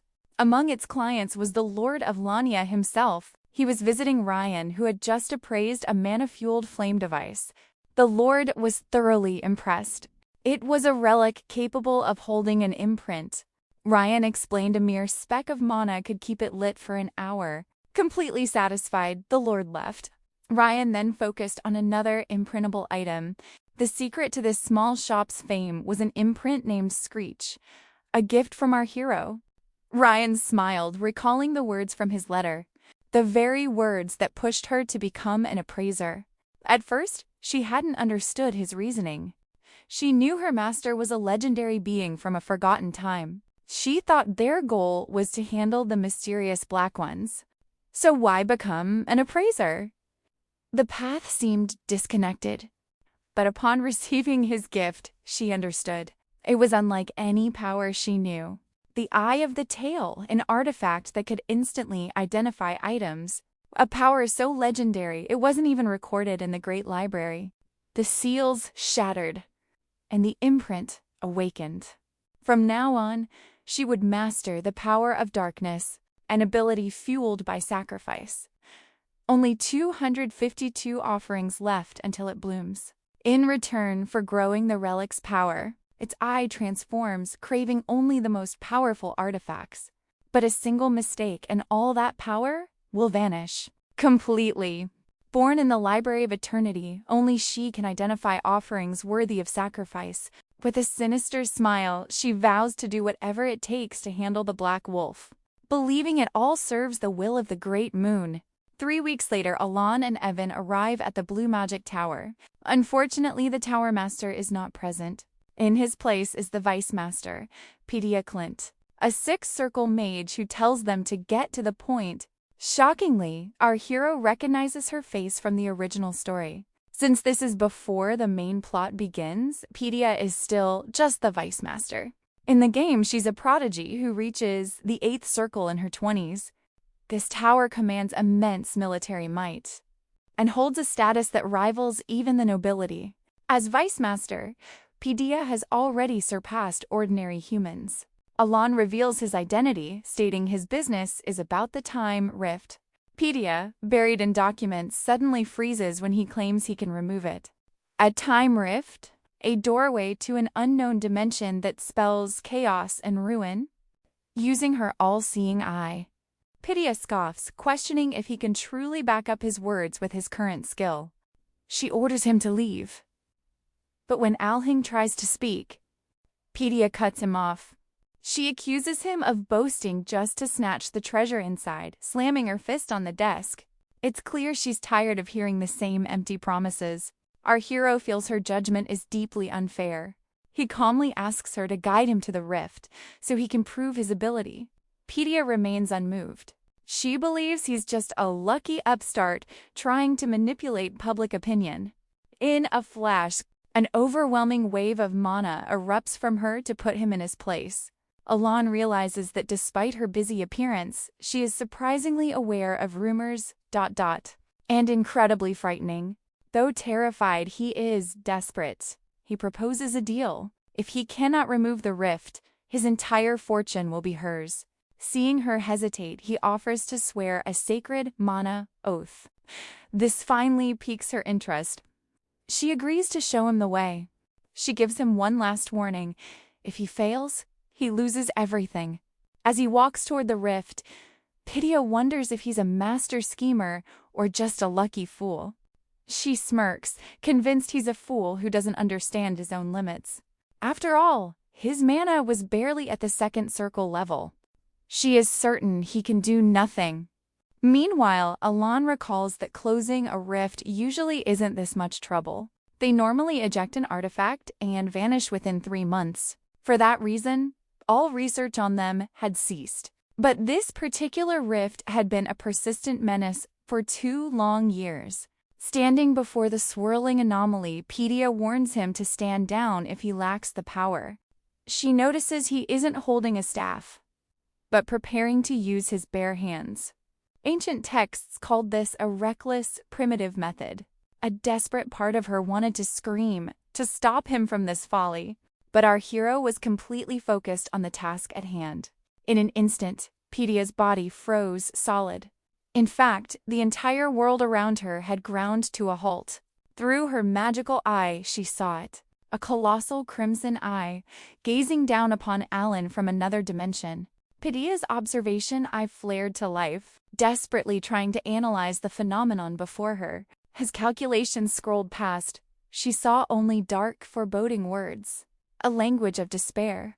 Without warning, a giant red eye manifested from the void and locked onto her, issuing an absolute command that sent a cold sweat down her spine. In her very soul, she understood the crushing weight of its decree. A moment later, the cosmic eye closed and vanished as if it were never there. With the strange presence gone, Alan calmly informed her that the gate was sealed. To him, it was a simple affair, merely requiring the right tools for the job. He then turned to secure the precious relic he'd just obtained. Of course, our hero knew he might need this technique again, so he'd woven a small illusion to smooth things over with Pedia. He wondered if she'd fallen for it, and it seemed she had completely. She instantly resolved to take this incredible event to her grave. But Alan noticed her bizarre expressions and began to second-guess his spell's success. When he tried to get closer, she suddenly shouted at him to stop. "I can keep a secret," she insisted frantically. "I won't tell a single soul." Our hero was left completely baffled by her wild behavior. Later, as our hero prepared to leave with Evan, Pedia unexpectedly rushed over, offering him a mana recovery potion she'd brewed herself. A single glance told Alan it was a potion of the highest grade. Pedia nervously mumbled, "Do ... you like it?" leaving our boy utterly speechless. Just 2 of these were worth a fortune, making her gift almost unbelievably generous. Was she really this grateful just for closing 1 gate? In truth, she was terrified, desperate to stay on his good side while guarding his monumental secret. Panicking, she offered to swear a magical oath to prove her loyalty. Alan couldn't imagine why she'd make a binding oath over something so minor. But before he could even speak, she had already completed the ritual. Seeing her intense reaction, our hero simply concluded, She preferred the misunderstanding. In any case, our hero had obtained the relic from the tower, along with 5 top-tier potions and a powerful binding oath, safely inside the carriage. Evan remarked that for all the trouble, the relic looked surprisingly ordinary. Alan simply smiled, replying that it was something he absolutely had to have. This was the seal of the Unholy One, a bracelet designed to passively absorb mana from the very air, and it appeared to be working flawlessly. While its capacity wasn't infinite, it was more than enough to fill our hero's own deficient mana core. It was the perfect tool to overcome his natural limits. He reminded himself his calling was research, not the battlefield. Still, he couldn't pinpoint when Pedia's grand misunderstanding began. When he was leaving, Aling tried to tell her he was just a second circle mage, but she just smiled, giving him a confident thumbs up. Thinking back, her reaction felt eerily familiar, just like Kala's. A strange sense of unease washed over him, but he pushed it aside, sure they would never meet again. Meanwhile, at the Alcea estate, Loria greeted Kalia, whose beauty she praised. With no need to measure each other's power, they felt a rare comfort. Oddly enough, both of their minds were occupied by Count Polideo. When Aling had suggested Kalia visit the Duke, she hadn't grasped his true purpose until this very moment. They quickly realized they were both moving according to our hero's grand design. Their alliance was forged by the Count's invisible hand. Under his shadow, their past power games seemed like childish squabbles. Because of him, Zenonia and Alsha had formed an unbreakable bond. Loria then asked why Kalia had come a month early. The reason? A letter from Alon sent the very day she departed his lands. Though it looks like a simple apology note, both women felt a powerful hidden intent woven into the words. They began to decipher it, line by line, searching for the subtext. Their stunning conclusion: Alon held contempt for both aristocrats and royalists. Could his intention be for them to wipe out both sides? They decided he wanted to clear the board and build a new regime entirely. For Loria, it all clicked. This was why he made her a duke. He needed Alshi's influence. She was now certain that with the Overlord of the West, they could not fail. Back at the Blue Magic Tower, the Tower Master was piecing together the truth about the Time Rift, and all clues pointed to Elaine's overwhelming power. As if on cue, our boy sneezed. A classic sign someone was gossiping and nearly choked on his sweet potato. He and Evan were simply enjoying a break on their journey home. Just then, a message arrived from Otia. Her mission was a success. She was now a priestess in the precise location he chose. The master of the Blue Magic Tower, an 8th Circle archmage named Saint Mardo, had returned. He found Pedia looking pale and asked if she was okay. With a faint voice, she reported that her task was complete. Seeing her completely drained, Saim's concern grew. He recalled how she became a vice master at such a tender age. Her prodigious talent was matched only by her boundless pride. She was notoriously harsh on newcomers, often bringing them to tears, but her passion for magic was pure, so he never interfered. He always believed that upon reaching the 7th Circle, she would finally understand true humility in the face of the vastness of magic. But now something felt terribly wrong. He tried to lighten the mood, asking if his mission was too hard for her. But with a sigh, she revealed Ailing had closed the Time Rift. A powerful mana oath sealed her lips, preventing her from explaining how. With a look of despair, she accepted her silence. There was nothing more she could say. Sane gently patted her head. A part of him was glad to see her pride finally crumble. He wondered if an origin spell was the cause. Pedia was so defeated, she didn't even flinch. And just like that, Sane found himself captivated by our hero. A month had passed since Elang's return. After gaining the mark of the unrighteous, he delved even deeper into the art of magic phrases. With more spellcast per day, his growth was explosive. He jotted down a new principle he'd discovered. But the reason for his rapid progress remained a mystery. Just then, Evan exclaimed that Elaine's magic had grown immensely stronger. He remembered it feeling like 2nd Circle magic before, but now it was on a completely different plane. In fact, a lance spell left a massive crater in the earth. Evan knew this level of power was impossible with gravity alone. Even a maximum power gravity spell couldn't scar the land so deeply. Aling realized the surge of power wasn't just in his head. This couldn't be from mere practice or the phrases themselves. Higher efficiency meant greater precision, and phrases were just triggers. He'd been researching gravity arrangements for months. Our main character had begun mixing and matching set phrases. He assumed the power spike came from his optimized arrangements. He played it cool, telling Evan he was just in top form. Evan then handed him a letter from Udia. Taking the letter, Aling headed back inside, having used his 3 spells for the day. He secretly wondered if this strength was a reward from an Eastern curse. A curse was a ritual where a caster makes a great sacrifice to bless another. The target faces a challenge but gains a gift in return. Since no one he knew had ties to the East, it seemed unlikely. Or maybe ... he was receiving faith from somewhere? He shook his head. He was just a count from a small, overlooked kingdom. It was better not to dwell on impossible things. The scene changes to the Holy Kingdom of Rosario, in the capital city of Rayanel. It was a city of pure white, dedicated to Caronia, the goddess of the moon and peace. A knight named Elash greeted the nun, Otia. He knew she was a novice without even a sash of holy grace, and yet he treated her with the highest respect. He reported that he had saved 8 children and 25 villagers. He was certain this was only possible because of her divine guidance. Autia humbly brushed it off, crediting him for the good deeds. But Loach insisted she had guided a nobody like him. For 20 long years, without a spark of divine power, he was on the verge of despair. In that moment, Utia urged him to place his faith in the moon. Though confused, he prayed to the moon for days on end, and miraculously, divine power began to awaken within him. He feared it was heresy, but now understands all divine power is one. In his hands, sacred artifacts now glow with a brilliant light, proof of his newfound power. He had asked Udia before why the moon. She explained that faith in the unseen is a slow-growing seed. It is far easier to believe in something you can actually see in the sky. In her eyes, the moon would forever be his guardian. Loach agreed.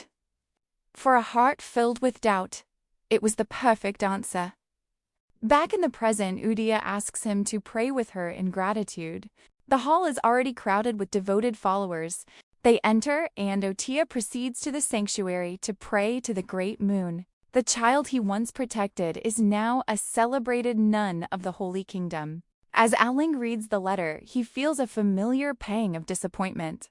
Another update with nothing truly special to report. He tells himself it's a good sign that everyone is thriving. Yet, a wave of loneliness washes over him. Only Adia ever writes. Our protagonist tries to rationalize the feeling away. Since the others never saw his face, he was just another kind stranger to them. His mission was simply to steer them from a path of destruction. Having succeeded, Alon tells himself there is no reason to be disappointed. With that thought, he finds a quiet moment of peace. He reflects on Otia, who writes every single month despite her duties. But it still stings that only the eldest seems to remember what he did for them. He's startled from his thoughts, realizing Evan has entered the room. He recovers quickly as Evan shares intel from the Information Guild. But the news is shocking. Raiden has become a pirate. Our hero is speechless before demanding all the details. Evan sits ready to drop bombshells about Xialong and Dios. Xialong has achieved 23 consecutive victories against Baba Yaga. To put that into perspective, the all-time record is 41, held by the legendary Lion King, a figure Aling remembers as a future companion from the game. The colonial military depends on these powerful fighters, and Xialong is on track to shatter that record. Evan then shifts to Dios's knights. They have successfully vanquished Kurga of Snowffield... one of the 8 superhuman barbarian chieftains. Aling knows them all too well, having defeated them and their god in the game. He's just relieved he doesn't have to face them for real this time, with Ultis only appearing after the 5 great sins descend. Our main character could finally stop worrying about D's. Still, he wondered if he should have paid them a visit to cash in on their success. Moving to the next item, Evan brought up Ryan. He was now an appraiser, able to etch powerful black engravings onto artifacts. But then Alan's focus snapped to the shocking report on Rodan. Evan explained the 7 isles just off the Rex's coast. Of these islands, Rodan had just become the captain of the largest, the first isle. The news was a thunderclap to Alan, who never foresaw such a fate for the boy. An old internet meme he once found funny had just become his bitter reality. The one about sponsoring a child to live a good life, only for them to become a pirate. This was definitely not the path our hero had intended for Rodan.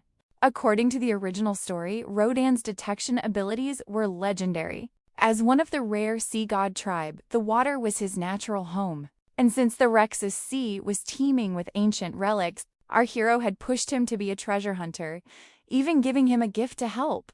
While Evan cheered for Rodan's rise, Alan's mind was a swirling tempest. He couldn't understand. How did a mere boy take down the captain of the first isle?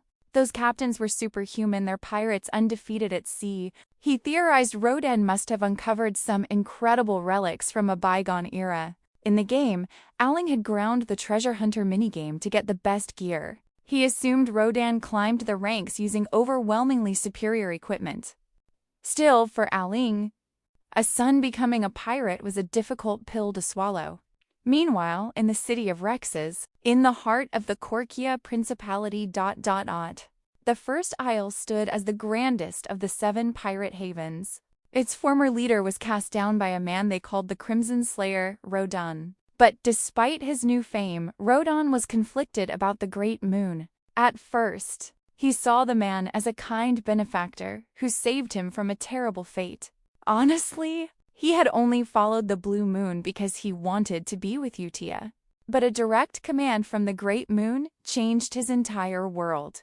Now, his path as a treasure hunter felt hollow, replaced by a burning desire for vengeance. His tribe, once living in peace on a hidden isle, had been completely wiped out by dark forces. When the survivors fled, hunters took his parents and sold him as a slave. A simple treasure hunter's life could never satisfy the justice he craved. By the time the order came, his choice was made, his resolve forged in fire when he saw the very ship that took his family. Their captain claimed they were chosen pirates blessed by a heavenly king. Rodan had always scoffed at such tales. However, he uncovered a chilling secret. The truth was a nightmare. The captains of the 7 isles were using a dark power. It was drawn from his parents' fractured essence. Rodan sensed the Great Moon was guiding him. It was an impossible thought. He had never spoken of his past to anyone, yet this power was paving his path to vengeance. However, at that moment, he was no match for the godlike captains. Then he realized his gift had a purpose. The Great Moon had a plan for him. He began training with a special artifact, the Goggles of Amrita. This device revealed treasures hidden in the ocean's depths. These items held the power he desperately needed. Emerging with his new collection, his gratitude hardened into resolve. The Great Moon had kept its promise. It showed him his targets and gave him the strength to face them. Suddenly, the words in the letter made perfect sense. The Great Moon didn't just want him to survive. It wanted him to claim vengeance and rule the 7 isles. He pledged to Utia that all this was for the Great Moon. Words that once felt empty... now burned with absolute faith. 3 months later, autumn arrived. It was time for Asteria's grand social assembly. Alan's attendance, required once every 4 years, was due. Our hero was clearly dreading the entire affair. The Krill and Iran families joined his caravan as planned. Nobles always traveled in groups for safety. That evening, other nobles questioned why he traveled so lightly guarded. They hinted he was struggling after becoming count by accident. His real trouble wasn't bandits, but his fellow aristocrats. The Patillon family's wealth was built in the eastern underworld, but our hero had since walked away. He was satisfied with a life free from those shadows. That criminal world was far too unpredictable. He much preferred his peaceful existence. As a result, the underworld splintered among lesser groups, and the story that Alan was just a lucky heir became fact. He went from being seen as a mastermind to just a lucky brat. In the meantime, the nobles continued their jabs, pushing him too far. Then a realization dawned. These families were once his family's victims. Both House Krill and Iern were completely controlled by Patio, and in this very moment, to him their whining was just the noise of bitter rivals. He chose to grant them complete silence. Just then, Evan appeared with grilled corn. Our hero took a bite. It was amazing. As they ate, the other lords kept chattering. Their conversation sounded like a dull performance, but Ailing and Evan were lost in their own world, enjoying the snack. The scene shifts to the bitter north, a frozen land of barbarians. It's a desolate place where life itself seems to struggle.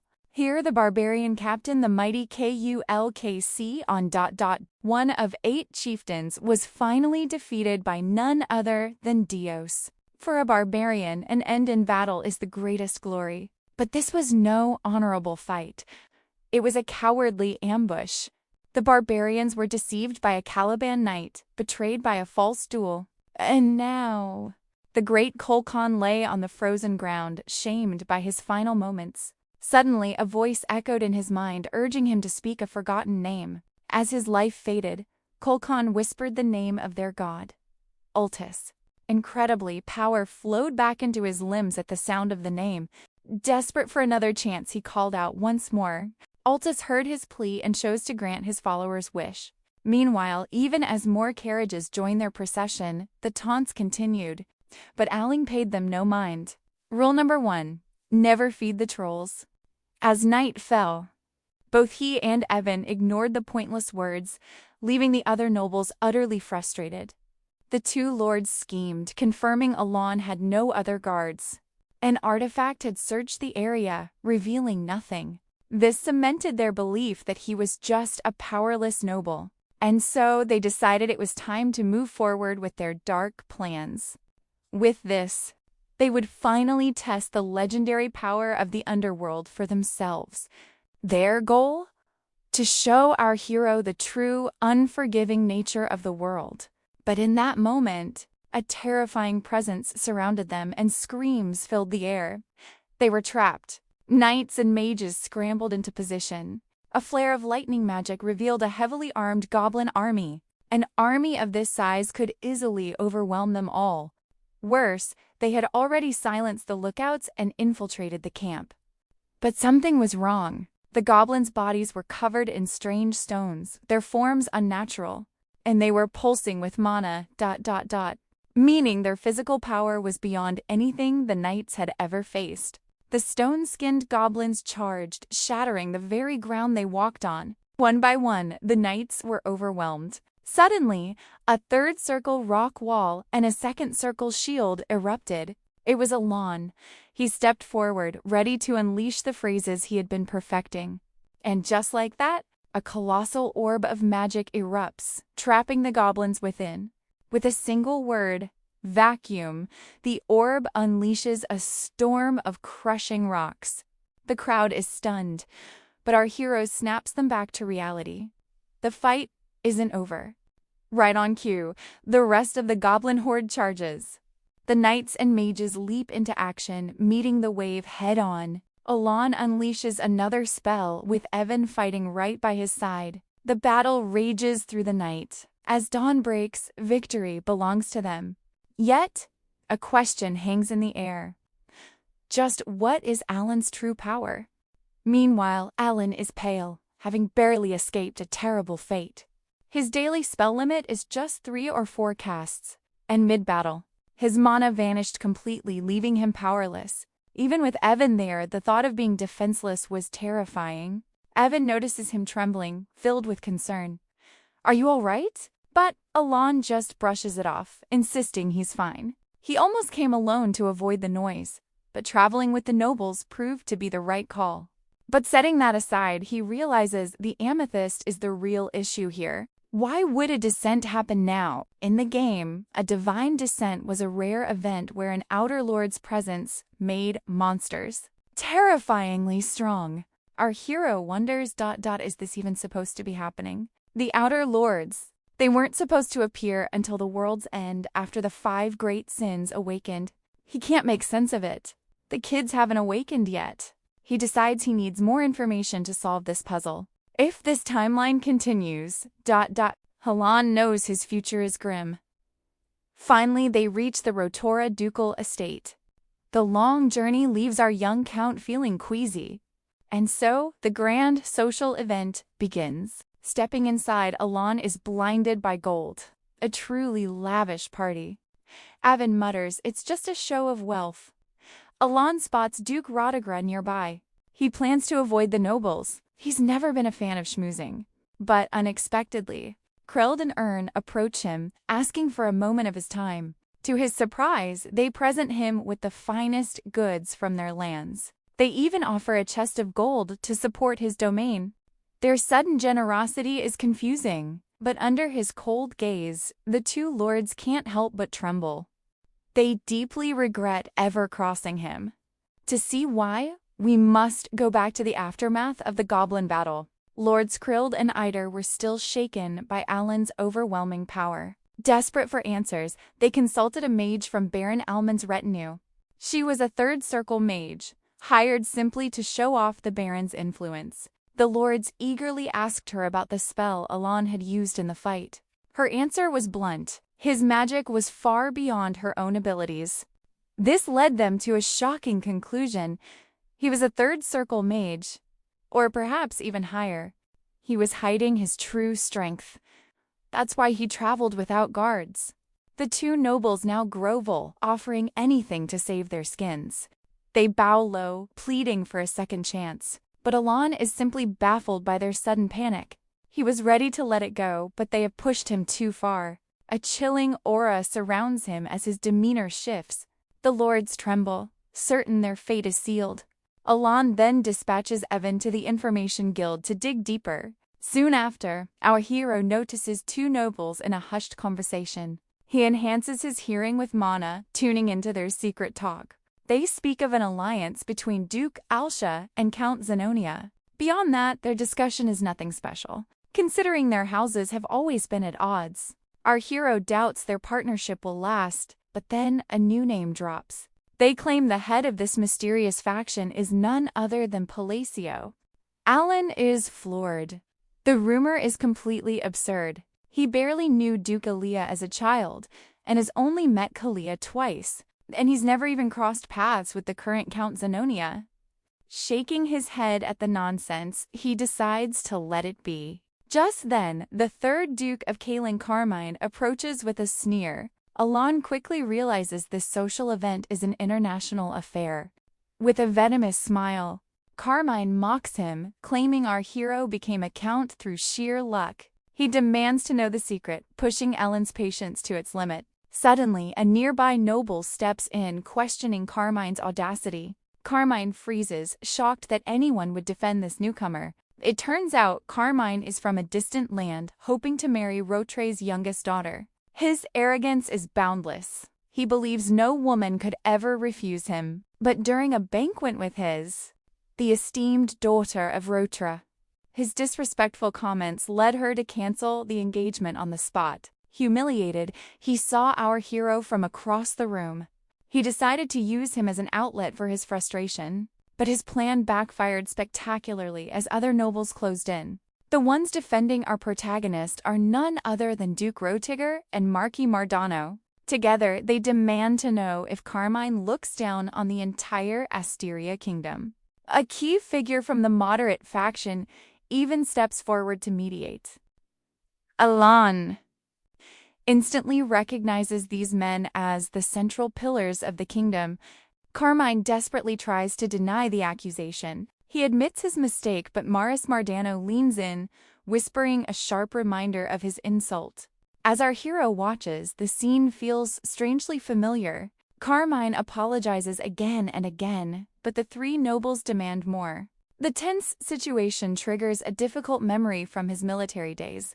At last, a defeated Carmine apologizes for his rudeness and makes a hasty retreat. The three powerful nobles then turn to our protagonist with looks of genuine concern.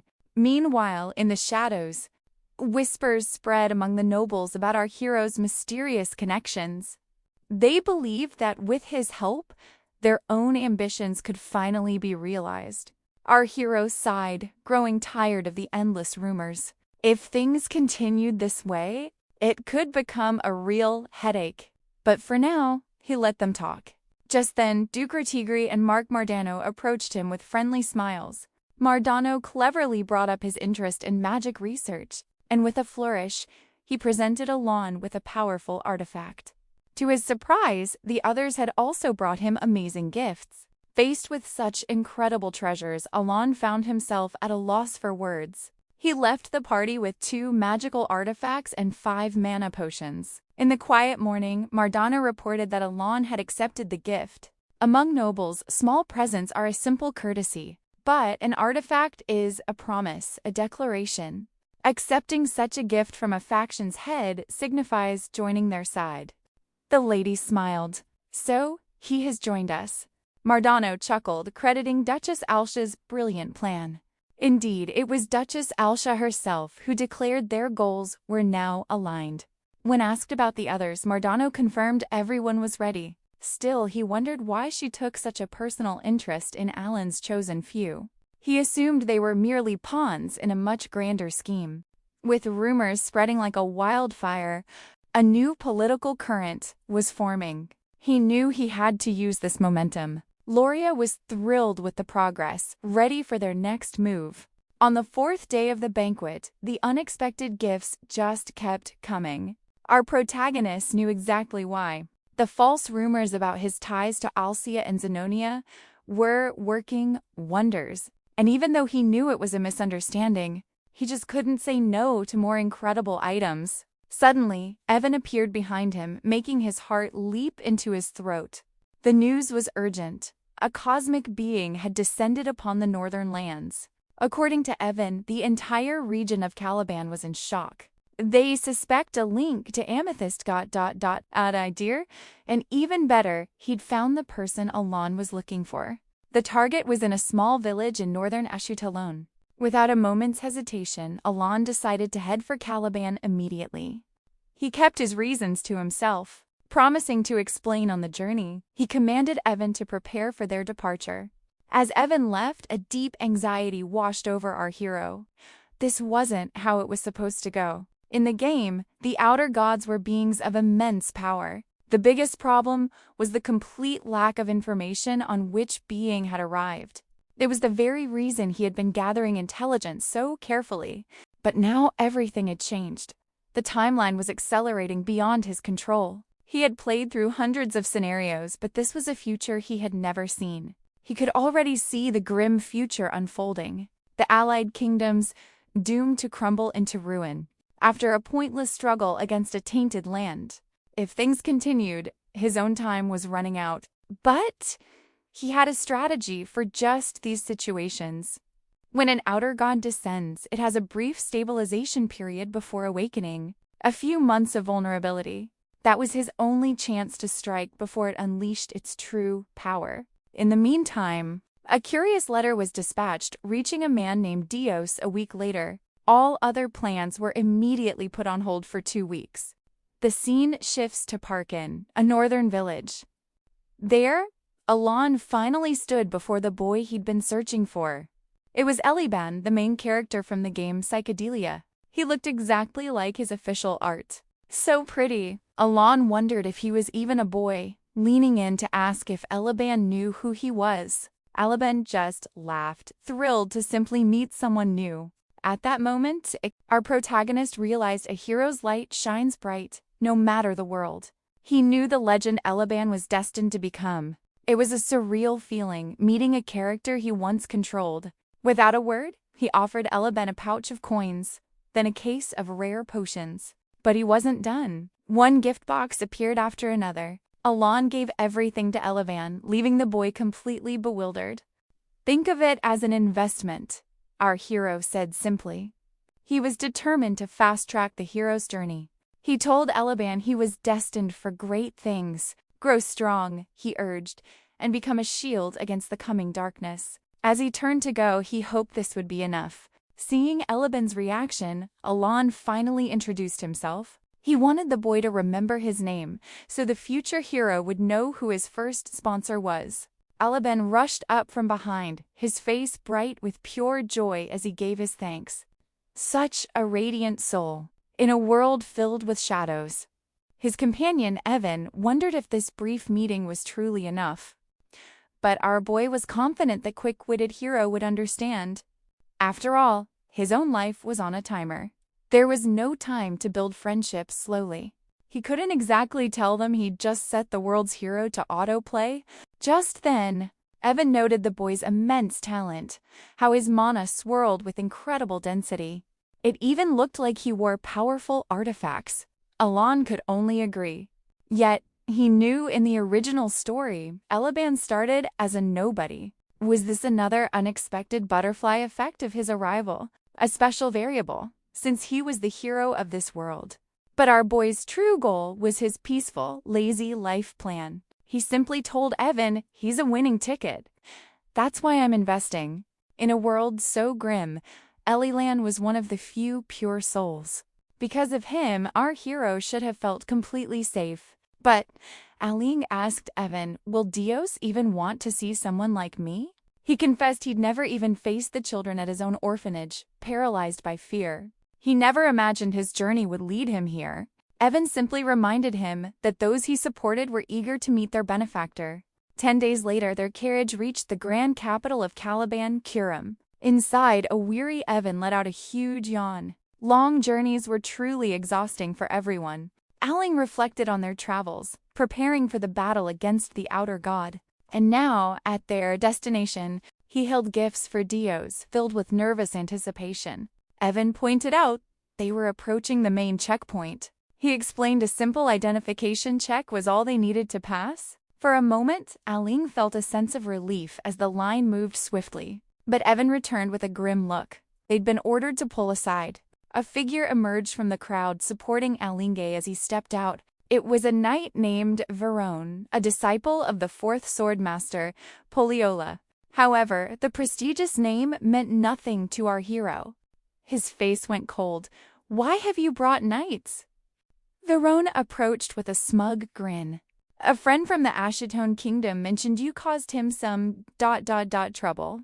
Aling was confused until he remembered the name, Carmine. Verone declared confidently that Aling had made a serious mistake. In a flashback, Carmine's resentful face appeared in a magic orb, cursing our protagonist. He'd asked Verone to welcome Aling to the capital. Back in the present, Verone revealed he owed Carmine a huge debt. "So I have to make a bit of a show," he sneered as his knights surrounded them. Aling scoffed internally. So this was the coward's pathetic revenge. Verone then made his offer. "Surrender all your expensive gear, and I'll let you pass." He stepped closer, pointing his blade directly at our hero's throat. The knight felt a rush of power, believing he held all the cards. He saw only a poor noble from the insignificant Asteria kingdom. A man with no power and no connections in this city. But annoyed by these two pests, a dangerous aura began to swirl in Elaine's hand. At the same time, Verone prepared to strike, confident his master would clean up any mess. But just before his attack could land, an iron grip clamped around his neck, silencing his battle cry into a strangled gasp. He was lifted into the air, struggling wildly. Aling himself was stunned by the newcomer. It was Dios, whose icy voice cut through the tension. "What do you think you're doing to my benefactor?" In his arrogance, Verone was unaware that Dios had recently defeated the mighty Kurga of the snowfields. A single, powerful strike sent the knight crashing to the ground. Dios then grabbed his head, his expression leaving no room for argument. Verone also didn't know that Count Patio had earned the legendary title of Swordless. Gripped tightly, Van begs him to stop. He was unaware of the deep connection between the Count and Dios. With Viren completely subdued, Dios issues a chilling warning to the others. He unleashes his fury on Varan, who crashes into a tree. Our hero watches, completely stunned. But Dios is relentless, his rage unchecked. He growls that Varen is lucky to be spared. Another powerful strike connects. Varen is barely recognizable. Evan states the obvious. This is way too much. But our hero is lost in thought, remembering Dios, his benefactor. He had hoped for a father, not just a guardian. Witnessing Dios's incredible new strength, Aling swells with pride. His boy has grown up so well. Hiding his face, he feels the joy of a proud father watching his son succeed. Evan quickly points out his son is pummeling someone, but Aling sees only loyalty, a son defending his father's honor. He finds the gesture incredibly sweet. Then he sees Vareni's condition and realizes, maybe this is a little excessive. He recalls Dios's title, one of the 5 great scenes. Then Dios turns towards him. In a shocking shift, he bows deeply, offering his escort. Elsewhere in the frozen wastes, fires mark a fallen clan. A lone knight stands tall, his banner held high. He declares the end of Kulkin the Great and his entire clan. This is Delman, the Third Sword of Caliban, captain of the Crimson Flame Knights. A victory for the Crimson Flame, he roars. His soldiers cheer, their weapons raised in triumph. Delman orders a return to base. But his victory feels hollow. He refuses to be overshadowed by some newly minted master knight. He'll use any means necessary, no matter how dishonorable. The barbarians were known for their code of honor in battle, but Delman used deceit, ambushing Kulkin when he was alone. This cowardly act wiped out the whole clan. Strangely, Kulkin's body was never found. Delman assumes the survivors hid it. Besides, a potent poison should have finished the job. He dismisses his concerns. Reporting his triumph is all that matters now. But as they approach the forward base, an unbelievable sight greets them. Kulkin stands amidst the ruins, his eyes blazing with vengeance as he calls Delman's name. Delman ignites his sword, sensing a terrifying new aura. This can't be. Kulkin should be gone. But a dark presence. Dot, dot, dot. A sinister voice echoes, questioning his defiance of an ancient, honorable power. And that same power now flows through the resurrected Kulkin. A chilling terror can unnerve even the mightiest of warriors. A cold sweat formed on Delman's brow. This wasn't Kulkin, dot, dot, dot. But something else entirely. A voice demanded he answer. Delman scoffed, mocking Kulkin's belief in battlefield honor. His sword then roared to life, unleashing a wave of fire. Yet Kulkin stood completely untouched by the inferno. He noted Delman's impressive power, offering one last chance for a proper duel. But Delman chose war. Kulkin prepared for battle, seeing a warrior who had lost his way. He decided such a man no longer deserved an honorable end. At his command, Kulkin's fallen legion began to rise, each groaning from an ancient sorrow. They moved forward, their cries echoing with unbearable torment. They longed for release, begging for anyone to finally end their suffering. In a flash, Kulkin landed a devastating blow with just his hands. A cry of pain escaped Delman. The ground then shattered, launching his knights skyward. With one powerful kick, Kulkin vanquished them all. A crimson rain began to fall upon the field. Kulkin then faced Delman and delivered a final, piercing strike. Delman couldn't understand what was happening. He collapsed, overcome by a truly unimaginable sensation. This place, Kulkin thought, was a realm of sorrow, forged from forgotten warriors. As the spectral soldiers met Delman's forces, Kulkin declared the beginning of the Scarlet Colosseum. Here the god of warriors, Eludis, the father of duels, would personally grant them a warrior's release should they prove their honor. The scene shifts to Caliban, where Dios's wishes to escort Elan. To see him bow so deeply sent shockwaves through the crowd. This was Dios the Swordless, a man whose pride touched the very heavens. He once humbled a prince for insulting his sister, and no one dared object. He reserved his courtesy for the king and the king alone. So the public was stunned to see him bow to a count from another land. As they watched this unbelievable display, people began to wonder, who exactly is this Count Palladio? Alan saw the ornate carriage and knew it would only draw more attention. Evan wisely decided he would follow them in the transport carriage. Soon after, Alan arrived at the grand mansion of Dios. He was taken aback by the sheer scale of the estate. But as he followed Dios inside, the suffocating silence was unnerving.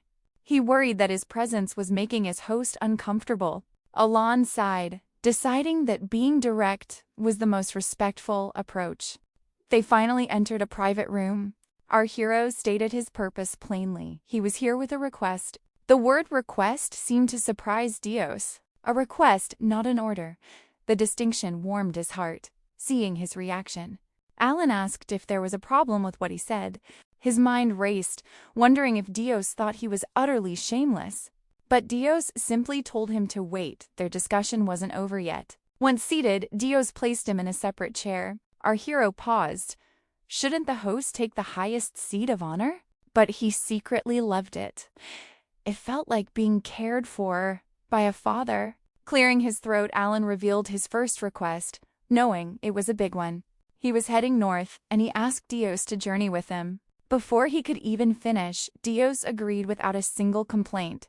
Alan stared in disbelief, not expecting such a swift acceptance. Dios calmly explained he was already preparing an expedition to the north. Feeling a stroke of luck, Alan braced himself for his second, much harder request. He asked to borrow the legendary ring of the Mad One from Caliban's vault. Meanwhile, a soldier informed the vice captain he'd returned from his mission. The vice captain gave him a nod of approval, though he knew the soldier did little since the captain himself was present. Dios's sister, Siley, beamed when she heard about the special escort. Her brother must have a truly important guest. In a quick flashback, Dios had ordered the northern trip delayed by 2 weeks. When his officer asked for the reason, Dios had smiled, announcing that his benefactor would soon be here. Back in the present, the vice captain mused that he'd never seen his captain so expressive. As he pondered this, he announced that Count Palladio from the Asteria kingdom had arrived, making Siley gasp. Back in the meeting, Alan repeated his plea to borrow the ring of the Mad One from the treasury. In his heart, he knew this was a huge favor, one that would put him in the royal family's debt. But the ring was essential. Just as Dios opened his mouth to answer, Evan rushed in, apologizing for being late. Dios was cut off, and Alan breathed an internal sigh of relief. Perfect timing. This was his chance to sweeten the mood with gifts for Dios. Alan noted that Evan had come at just the right moment, but his words held a hidden question. Were the items he requested ready? Evan gave a confident thumbs up and promised to bring them right in. Moments later, the room was filled with presents just for Dios. The captain was bewildered, so Alan highlighted a specially chosen shoestring tie. Internally, Alan felt a surge of pride, certain he had improved the atmosphere. He felt so clever. He'd put so much thought into that tie, but to his surprise, Dios only offered a simple thanks. Our hero froze on the spot. After a beat of silence, he asked if Dios planned on opening his presents. However, the captain simply turned his head, saying it would be discourteous. He would open them when he was alone. Alan's excitement fizzled out. Why such stiff formality? He began to wonder if Dios disliked the gifts, or if he was just being overly respectful. He cleared his throat once more. Alan declared that if the ring was too much, he could offer fair compensation. Dios cut his words short, stating he would bring the ring of the Mad One immediately. Captain ... Did you just hear what I said? Dios nodded grimly. The royal treasury of Caliban.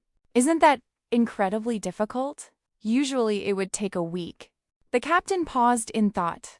Dealing with the king is the only obstacle. 50 men will suffice. Alan chuckled, assuming he was joking. But Dios's expression was stone-cold serious. Shall I depart now? No, you don't have to go that far for me. But a decision had already formed in the captain's eyes. Alan was stunned. He never expected such intense dedication. A wave of gratitude washed over him, even if this was a bit much. As they left the room, a young woman rushed to her brother. Evan stepped forward, a familiar smile on his face. "Brother Evan," she cried, her face lighting up at the reunion. In that instant, Ailing knew. This was the sister he'd sent Evan to rescue.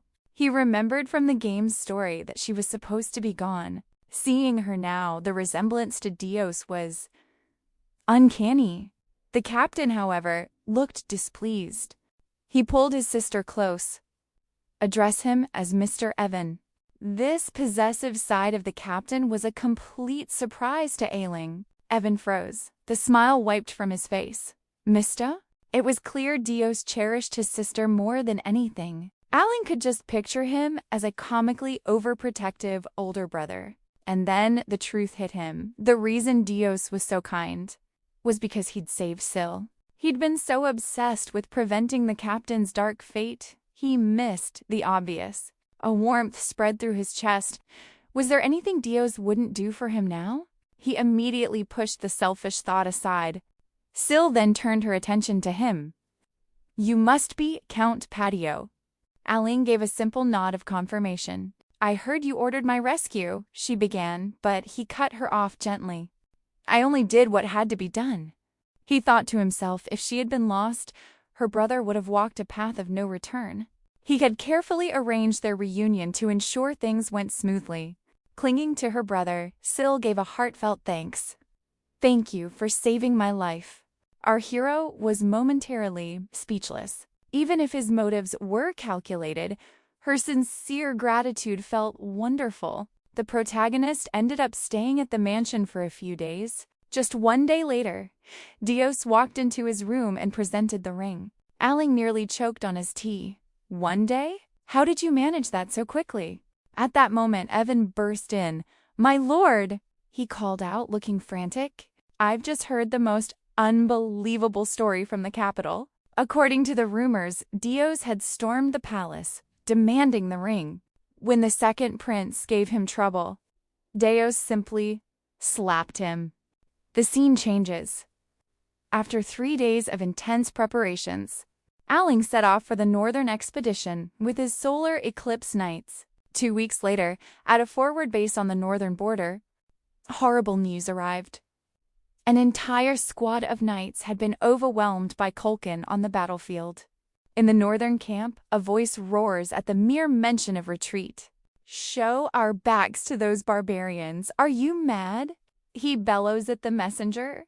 But the messenger stands his ground. He reminds the count of their soldiers' grave injuries. With the first sword in seclusion, he argues, victory is impossible. Dios clapped sharply, silencing the chaos in the meeting. Then the fourth sword. Fiola wisely speaks, saying all views have merit, but a decision must wait for calm heads. Stepping outside the tense room, Fiola sighs, lamenting the outer gods' undead forces dismantling their bases. The third sword, Delman, was lost at the eastern front, and the second sword, Kirana, was badly hurt defending the west. Deuce remarks grimly that he can already feel the wave of destruction. Fiola agrees, pointing to a sky being devoured by ominous red mana. It's a terrifying landscape of energy, visible only to those who've reached a higher state. Fiola admits that this chilling aura pulls at him, making retreat feel like the only choice. Suddenly, Dios notices smoke drifting from nearby. He follows the scent to find Alan casually grilling sweet potatoes over hot coals. Meanwhile, Alon quietly chants mysterious words. Diffraction, ... condense, ... focus. Dios is completely baffled. Just then, a frustrated shout cuts through the air. A young woman with blue hair declares she can't concentrate. She tells the soldiers their treatment is finished. There's nothing more she can do. She insists her real mission is investigating the barbarian ritual. But one of the injured knights pleads our comrades come before any investigation. He begs her to help them just one more time. Diaz instantly recognizes the King's Grace Knights and the famous Vice Master of the Blue Magic Tower. The lady turns away coldly, stating she can only watch over them now. She finds Dios blocking her path. Annoyed, She's about to tell him to move, but a sudden chill runs down her spine. Alan is staring at her from a distance. Pitia goes pale, frozen by Alan's cold, terrifying expression. How in the world? What is he doing in a place like this? Spotting the Vice Master, our hero smirks. So, the rumors were true after all. Later, a trembling Pitia nervously explains that the medicine he needs is out of stock. It will take some time to prepare, and besides, she adds, she's completely exhausted. Alan sighs, admitting he'd hoped for her help, but he supposes he understands. Maybe, he thinks to himself, he was asking for the impossible. Pitia flinches, immediately changing her tune. No, wait! I can definitely do it. But our boy adds another twist. His funds are low. He can't pay up front. Sweating, Pitia blurts out that it's no problem at all. 1 gold coin will be more than enough.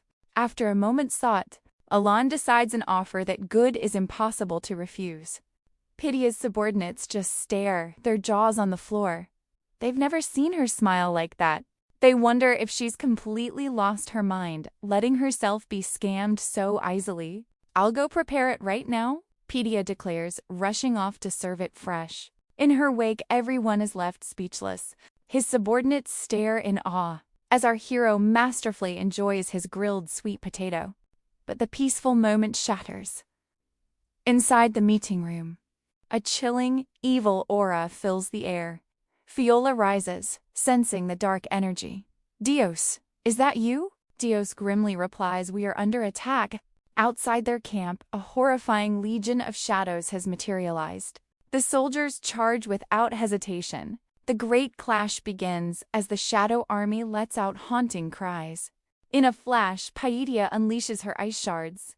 Countless shadows are frozen solid before the shards detonate in a brilliant explosion. On another front, Dios moves with flawless grace, his swordsmanship a blur of light against the darkness. The entire sky bleeds into a crimson red as wild lightning cracks. This is an overwhelming, destructive force. As a massive thunderbolt strikes the earth, a malevolent being emerges from the crater, calling the humans savages. This is the barbarian god of destruction, Yahello. Without a second's hesitation, Fiola dashes forward and lands a direct hit. But to his horror, it doesn't even leave a scratch. Fiola is in shock. His legendary quick sword had no effect. Yahello smirks, landing a powerful counterblow on Fiola. Those who preach of noble souls, he bellows, will not be granted an honorable end. Tragically, Fiola's light is extinguished in that single, devastating strike. But then Alan steps forward, facing the terrifying god.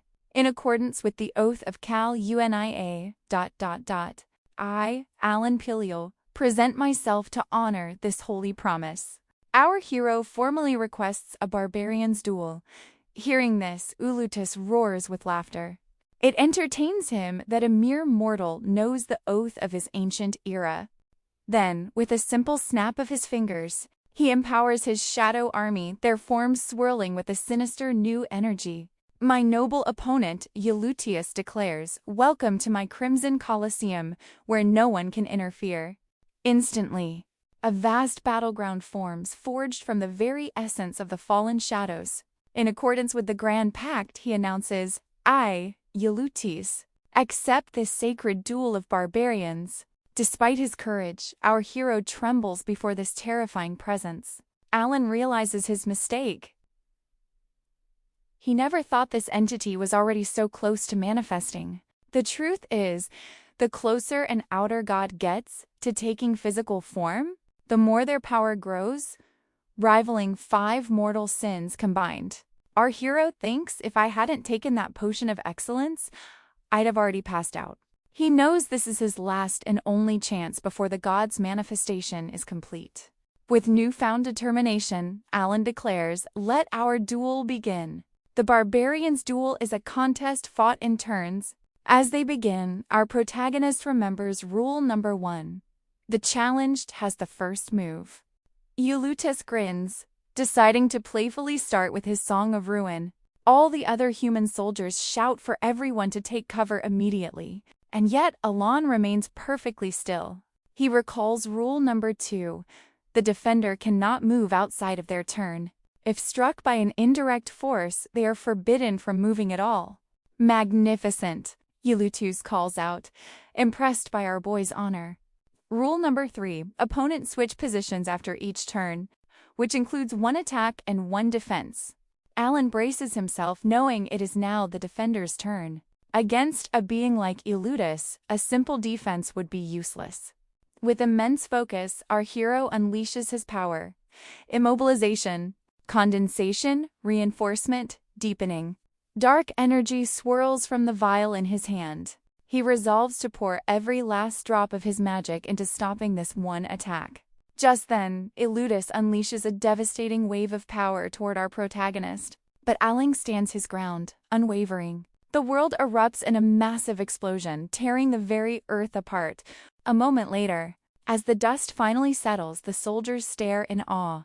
They all wonder if their hero survived.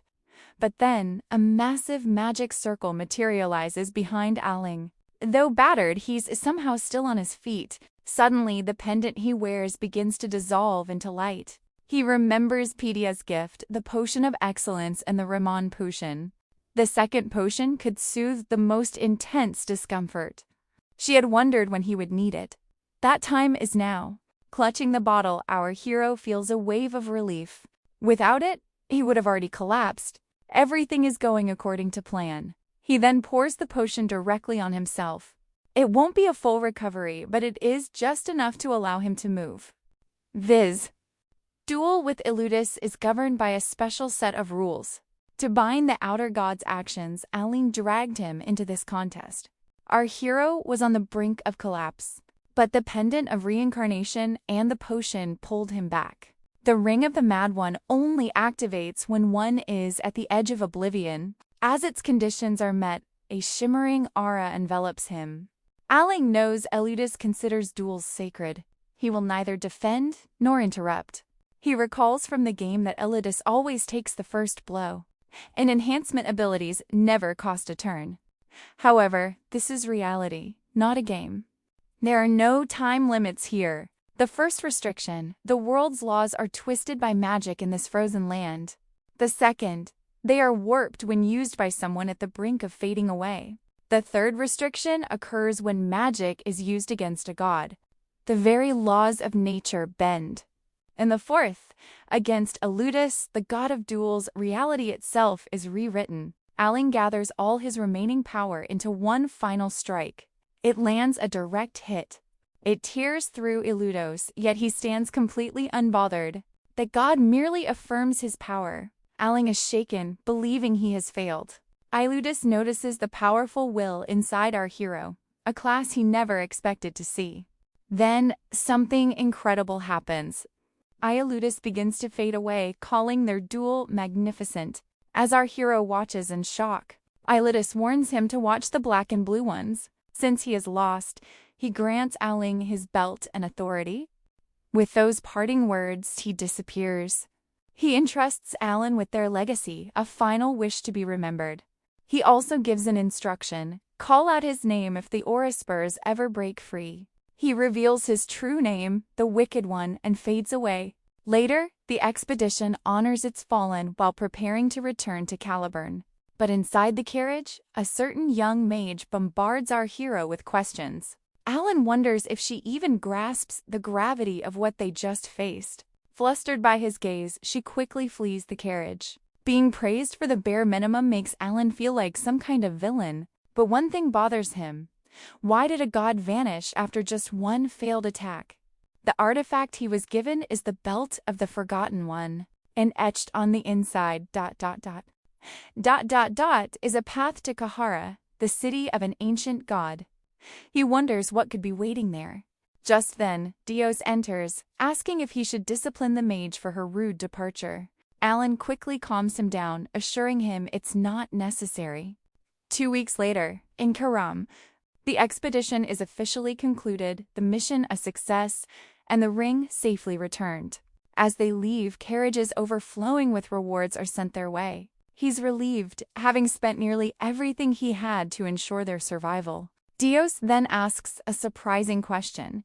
Can he ever become as strong as Alan? Alan knows Dios has limitless potential waiting to be unlocked. So he offers simple, heartfelt advice. With enough hard work, he can achieve anything he sets his mind to. In the carriage, Dios asks why Alan requests favors instead of giving orders. Alan turns, completely sincere, and asks who would ever order their family around. The word family leaves Dios speechless. As they depart, Alan quietly sheds a tear for him. He'd only supported Dios out of kindness with no other motive. That same night, Dios reflects on everything. He'd followed Alan to repay a debt, but instead received so much more. Looking at his hand, he wishes for just a fraction of Alan's magical talent. While Dios reconsiders the meaning of family, Alan's carriage finally arrives home. After 3 long months, he's ecstatic. He peeks into his workshop and immediately backs away. All he craves right now is his bed. Yet, before he can properly rest, he finds himself drawn back to his work. He starts another project, all while dreaming of the day he can relax like a true noble, not a tireless worker. He forces himself to take a week-long break, a small reward for his efforts. But after 7 days of rest, he begins to feel uneasy. It's time to investigate the words Eudalos left him. That name echoes in his mind, sounding strangely similar to an Eastern god from the legends. Still, the most baffling part is his sudden disappearance. Why did he appear now? And could other outer gods soon follow? At least, unlike the great calamities, these beings seem to give a warning. He resolves to go to Kahara, but there's a huge problem. The city has never been officially discovered, making the journey nearly impossible. Suddenly, Evan shivers dramatically, complaining about the sudden chill. It's just one of Alan's clever little spells at work. The man has his own magical air conditioner. But then Evan drops a bombshell. A hidden city has been discovered, stunning our hero. Meanwhile, the 5 deadly sins convene, their images flickering within a crystal orb. Their usual 10-minute check-in is about to be hijacked. Dios, normally silent, decides it's story time. The others lean in, excited for this rare event. But excitement quickly sours to annoyance as he drones on for 50 long minutes. When asked to stop, he simply shushes them and continues for another 3 hours. A new record for the longest call ever. Back with our boy, he enters a room buried in a mountain of presents. These gifts, all from nobles, are treasures of incredible value. So, without a second thought, he decides to keep them all. But the flood of tribute doesn't stop, not even after a full week. It's a stark reminder of the power a knight's favor holds. Even a month later, the gifts pour in, overwhelming him. In the capital of the Asteria Kingdom, a grand council is in session, and our hero is terribly late for his very first meeting. His nervousness is obvious from his frantic, giant strides. But Evan notices something stranger. The nobles are falling in line right behind him. When Alan reaches the empty council hall, he quietly takes his seat at the very back. A dozen pairs of eyes glare at him. He gets the hint and moves to the middle. Still, the silent pressure continues, forcing him to the front row among the great faction heads. The discomfort is practically radiating from his face. But he's trapped. The meeting begins, and he's already wishing he could leave. An announcement is made. The Cal faction has been granted voting rights, represented by Count Palacio. Our hero's attention is suddenly piqued. The what faction? He's never heard of them. He glances over his shoulder and sees 2 noble women sitting together, sharing a smile. It clicks. He assumes they must have joined forces, forging a powerful new alliance. Just as he's processing this, he hears his own name called. As the representative of the Cal faction, the pieces slam together in a terrifying realization. He is the leader of this new shadow faction. The shock almost sends him spiraling into madness. Far away, in a desolate land of ice, a cloaked man stands on a cliff, keenly awaiting someone's progress. Back in the dreaded council chambers, our hero simply cannot believe he was chosen to lead a faction. he never imagined he could become a villainous mastermind overnight. This felt like something out of a fantasy novel. Stunned into silence, he just sits there as the meeting proceeds. By the end, Aling is like a zombie, swarmed with congratulations. He was the main event of the day. His thoughts are shattered when Countess Zenonia and Duchess Alsha approach him. All he recalls are a few light-hearted chats with them some time ago. Paranoia takes over. He's convinced he must have a split personality who handled all this behind his back. But after talking with the two women, he discovers the unbelievable truth. He had apparently ordered an alliance between them. Instructions were sent to Zenonia, and from those, the Cal faction was born.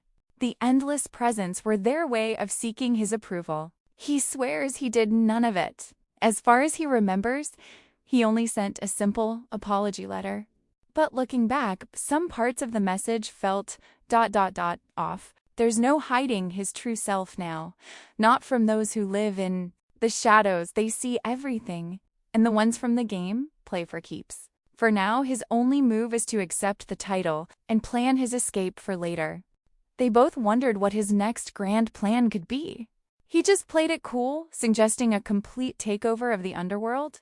Then he made a quick exit before they could ask questions he couldn't answer. Sometime later, Evan was shocked to see him home so soon. Alan said nothing, his mind already set on returning to the colony. Meanwhile, the two mysterious women had heard exactly what they wanted. With a toast, they celebrated the coming unification of the underworld. High above, an agent hovered in the sky. His mission to find Alon and eliminate him, but Alan's connection to the night was a problem. His master warned him against making needless enemies. Yet, he pushed forward. This mission was far too important. Back at Duke Callan's estate, the agent arrived. Lord Carmine was waiting. A surprise attack, but with a single fluid motion. He neutralized them all. Impressed, Carmine made his offer. Take out Alon. An offer from the tyrant of Ashitaline was one you couldn't refuse. The agent agreed. As long as the price was right, the job would be done.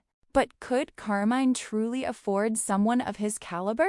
In response, Carmine revealed 4 abyss entities. The agent's eyes widened. Those artifacts were legendary, almost impossible to find on the black market. Each one held immense power, making them priceless treasures. He had tasted their power once before, and the hunger for more was overwhelming. The deal was sealed. The agent promised to return shortly. Carmine smirked, convinced that Alan's time was finally up. Elsewhere, the agent met with his true master, the Seeker, known as Duke Kalen. He was the true ruler of Ashdolin's underworld. This man was Carmine's father, the one who ordered the hit on our hero. The Duke was not pleased his son used the family's prized possessions for this task. Still, he decided to let events unfold without interference. This was perfect for the agent. The reward was practically his. Just then, a man named Chutro, another underworld figurehead, arrived. Chutro's presence seemed to explain the Duke's inaction. He reported that a rival faction was growing far too powerful under its new leader, so removing our hero was a strategic move. Back in the present, the agent prepared to strike. He could already taste the power of the abyss entities. But just as he moved in, a mysterious force took him out instantly. A blue-haired stranger, Could he be an ally?